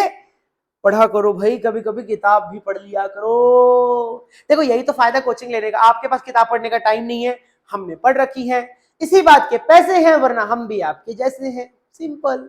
ठीक है ना? चलो तो बता दो भाई, मुझे बस ये बताओ कि मजा आया कि नहीं आया, यू एंजॉयड दिस और नॉट, है भाई? मुझे क्लियरली बताओ कि इज दिस के अंदर थोड़ा सा खुदकुती हुई कि भी हाँ भाई जानने के लिए भी बहुत कुछ है। लोगों को लगता है कि उनको SN1 SN2 आ गया, बट रियली में नहीं आता। रियली में क्या, किसी को नहीं आया। सो रियली में आपको बुक्स पढ़नी चाहिए, ठीक है? अभी नहीं, अभी तो पहले हमारी क्लासेस देख लो, ठीक है? हाँ जी भाई बोलो, इज इट क्लियर और नॉट क्लियर? क्लियर तो हो ही गया होगा। You tell me you enjoyed it और नॉट। ठीक है, चलो ठीक है। अब इसी बात पे चलो देखो, एक और एग्जांपल देता हूं मैं आपको, बढ़िया सा एग्जांपल देता हूं। ये वाला एग्जांपल देखो, ये तो हो गया, ये वाला देखो बेटा, ये वाला एग्जांपल देखो। मान के चलो कि मैंने दो स्पीशीज ले ली, ठीक है? प्रोडक्ट बनाना है हमको। एक बार मैंने लिया CH3OH। अब CH3 और OH में ज्यादा इलेक्ट्रोनेगेटिव कौन है? C और I में देखेंगे, सो I मोर इलेक्ट्रोनेगेटिव है, तो एंटी बॉन्डिंग इसके पीछे पड़ा होगा, तो अटैक यहाँ पे होगा। लेकिन अगर हमने CF3 के साथ I ले लिया, तो CF3 के साथ I लेने की वजह से ये चीज ज्यादा इलेक्ट्रोनेगेटिव हो गई है, तो एंटी बॉन्डिंग यहाँ पड़ा होगा। ये गलती बहुत पब्लिक करती है, इसमें भी बच्चे कार्बन पे ही अटैक करवाते हैं। कार्बन पे अटैक नहीं करवाना, नो नो नो। अटैक वहां करवाना होता है बेटा जी जहां पर एंटी बॉन्डिंग ऑर्बिटल मेजरली लाई करते हैं। ये भी सिग्मा स्टार है, ये भी सिग्मा स्टार है, ठीक है? तो यहां अटैक होगा, तो इसीलिए एसिड बेस रिएक्शन हो जाएगा instead of this substitution reaction. Is it clear और नॉट क्लियर? क्या आज आपके दरवाजे खुले दिमाग के नहीं खुले? बोलो बोलो बोलो बोलो बोलो। यस सर, मजा आ गया, मजा आ गया। अरे वाह वाह, आपके कमेंट्स देख के मुझे मजा आ जाता है। ठीक है, ओके, हो गया क्लियर? ठीक है, अब नहीं भूलेंगे ये reason. All clear, thank you thank you thank you बच्चों, क्लियर, मजा आ गया सर, थैंक यू सुहेल, मजा आना चाहिए। No one tells us about this sir जी, कोई बात नहीं बेटा, है ना? I am not no one, I am your sir, I am your one sir, I will tell you everything, ठीक है ना? चिंता मत करो। देखो वैसे तो मुझे ऑर्गेनिक आती नहीं है, I will never take organic chemistry का कुछ भी, that is not my department. Physical के और इनऑर्गेनिक के टॉपिक्स में आपके साथ लूंगा, और उसी में ही इतना देखो, अगर तुम्हें इनऑर्गेनिक ढंग से चलानी आ गई ना, एक बार तुम मेरे साथ मेन ग्रुप या केमिकल बॉन्डिंग जैसे टॉपिक्स कर लोगे ना, ऑर्गेनिक में है क्या, अरे जो रिएजेंट होते हैं वो इनऑर्गेनिक मॉलिक्यूल्स होते हैं, उनको पकड़ के ऐसा निचोड़ देंगे ना कि तुमसे आधे से ज्यादा क्वेश्चंस लगने, नॉट ऑल, ऑब्वियस सी बात है, फिर ऑर्गेनिक में क्या बचेगा, but most of the questions you will be able to do आराम से, ठीक है ना? सो इनऑर्गेनिक को जो है ना, एक मार्केट में जो अननेसेसरी हाइप बनी है, रटना है, रट्टा है, कुछ रट्टा नहीं है भाई, अक्ल होनी चाहिए, ठीक है? पढ़ने की भी और पढ़ाने की भी, ठीक है? बहुत मजा आया, यस सर मजा आया, चलो ठीक है, ओके, यस सर मजा आ गया, ये कॉन्सेप्ट नहीं पता था। ओके इशिता, अभी पता चला, अभी क्लियर हुआ, मजा आ गया सर, किसी ने भी ये रीजन नहीं बताया था आज तक, चलो अच्छी बात है, अब पता होना चाहिए, राइट सिमरन सर सारे दरवाजे धीरे धीरे खुल रहे हैं, खुलेंगे भाई खुलेंगे, खिड़कियां दरवाजे सब खुलेंगी अभी तो चलो ठीक है, I really enjoy taking class with you people, you guys are wonderful wonderful students, wonderful audience, thank you for being so supportive. ठीक है, आप लोग के comments give me actually give me support, है ना? दिस गिव्स अस मोटिवेशन, ठीक है? चलो बस इलेक्ट्रोनेगेटिविटी का लास्ट टॉपिक है, परसेंटेज आयनिक कैरेक्टर हम लोग निकाल सकते हैं बेटा जी। This is Henry and Smith equation. So simple सा इक्वेशन है, इस इक्वेशन का इस्तेमाल करके आप लोग निकाल सकते हो, ठीक है। Calculate the ionic character of ClF। So electronegativity से 19.5% आ जाता है, ठीक है, इजी है, आ जाता है इससे डायरेक्ट क्वेश्चन कभी कई बार। सो प्लीज इसको कर जाना, ठीक है। हेनरी एंड ये chi A chi B are the electronegativities of A and B on the Pauling scale, ठीक है। लिख देता हूं मैं आपको ये बात, here the electronegativity values are on Pauling scale। ये सेल वैल्यू जो है वो पॉलिंग के स्केल पे है। इज दिस क्लियर और नॉट क्लियर? ठीक है, ठीक है बच्चों। सो बस अब मेरा एक लास्ट टॉपिक रह गया, इलेक्ट्रॉन एफिनिटी। मुझे लगा था आज हो जाएगा, बट कोई बात नहीं। देखो मेरा मकसद ये नहीं था कि आपको भगा भगा के पढ़ा दिया जाए, मकसद ये था कि आपके डाउट्स क्लियर हो जाएं सारे। आपको देखो करने को तो हो ही जाता, मैं तो सोच के आया था आज करवा दूंगा सारा, पर कोई बात नहीं। देखो मेरे को ये मकसद नहीं है कि आपको खत्म करना है, नहीं ना, मकसद क्या है कि आपको सिखाना है, आपको मजा आना चाहिए पढ़ के, आपको अच्छा लगना चाहिए। आपका देखो अगर आपका लेक्चर लेने के बाद खुद से और पढ़ने का मन कर रहा है ना, so that means you are at the right place. Then आप एक सही टीचर से पढ़ रहे हो, इसका मतलब, ठीक है। मैं ये नहीं कह रहा मैं सही हूं या मैं खराब हूं, नहीं ना। अगर आपको मेरे से पढ़ के मोटिवेशन नहीं मिल रही ना पढ़ने की और, तो मे बी मैं आपके लिए अच्छा टीचर नहीं हूं। बट अगर आपको मेरी बातें सुन के आपको लग रहा है कि yes there is a lot to go, अभी तो मुझे बहुत कुछ सीखना है, बहुत इंटरेस्टिंग है ये सब, तो मतलब मैं अपने जॉब में सक्सेसफुल हो गया हूं, बस मैं तो यही मानता हूं, ठीक है। चलो भाई, सो टाटा बाय बाय कर दें हम आप लोगों को, ठीक है। Thank you sir, thank you, बिल्कुल, अरे थैंक्स टू यू, इतने अच्छे बच्चे हैं आप लोग, ठीक है। चलो आज के लिए हम लोग यहीं पे बंद करते हैं। एक छोटी सी क्लास आधे घंटे की रहती है, वैसे तो रहती तो खैर आधे घंटे की है, okay. It is just half an hour class, I will take some other day, है ना। अच्छा मुझे बताओ कि अगर आप लोगों के पास आधा घंटा है तो अभी दे सकते हो मेरे को? 9 बजे क्लास है क्या आप लोगों की? एक बार मुझे ये क्लियर कर दो। अगर नहीं है तो मैं अभी आधा घंटा खींच लूंगा और, ठीक है। अगर है तो फिर मुझे बताओ, मैं तुम्हें टाटा बाय बाय कर दूं, क्योंकि 5-7 मिनट तुम्हें भी चाहिए रेस्ट के लिए भाई। तो आज सुबह से मेरी 7:30 से क्लास लग रही है लगातार। बताओ मुझे प्लीज, एक बार मुझे बता दो।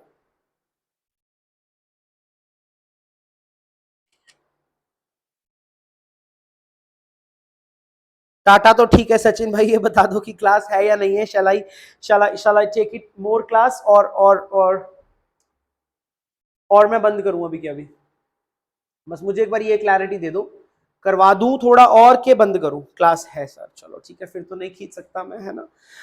यस सर 9 बजे क्लास है, ओके। क्या चल रहा है आपका टॉपिक 9 बजे, एंड किसकी क्लास है 9 बजे? आई बिलीव सचिन सर की क्लास होगी, हाँ। चलो जिसकी भी है अच्छा ही है, सीखो पढ़ो मेहनत करो सरफेस केमिस्ट्री की, ओके। ओ ग्रेट, गुड, पढ़ो सरफेस पढ़ो फिर तो, ठीक है।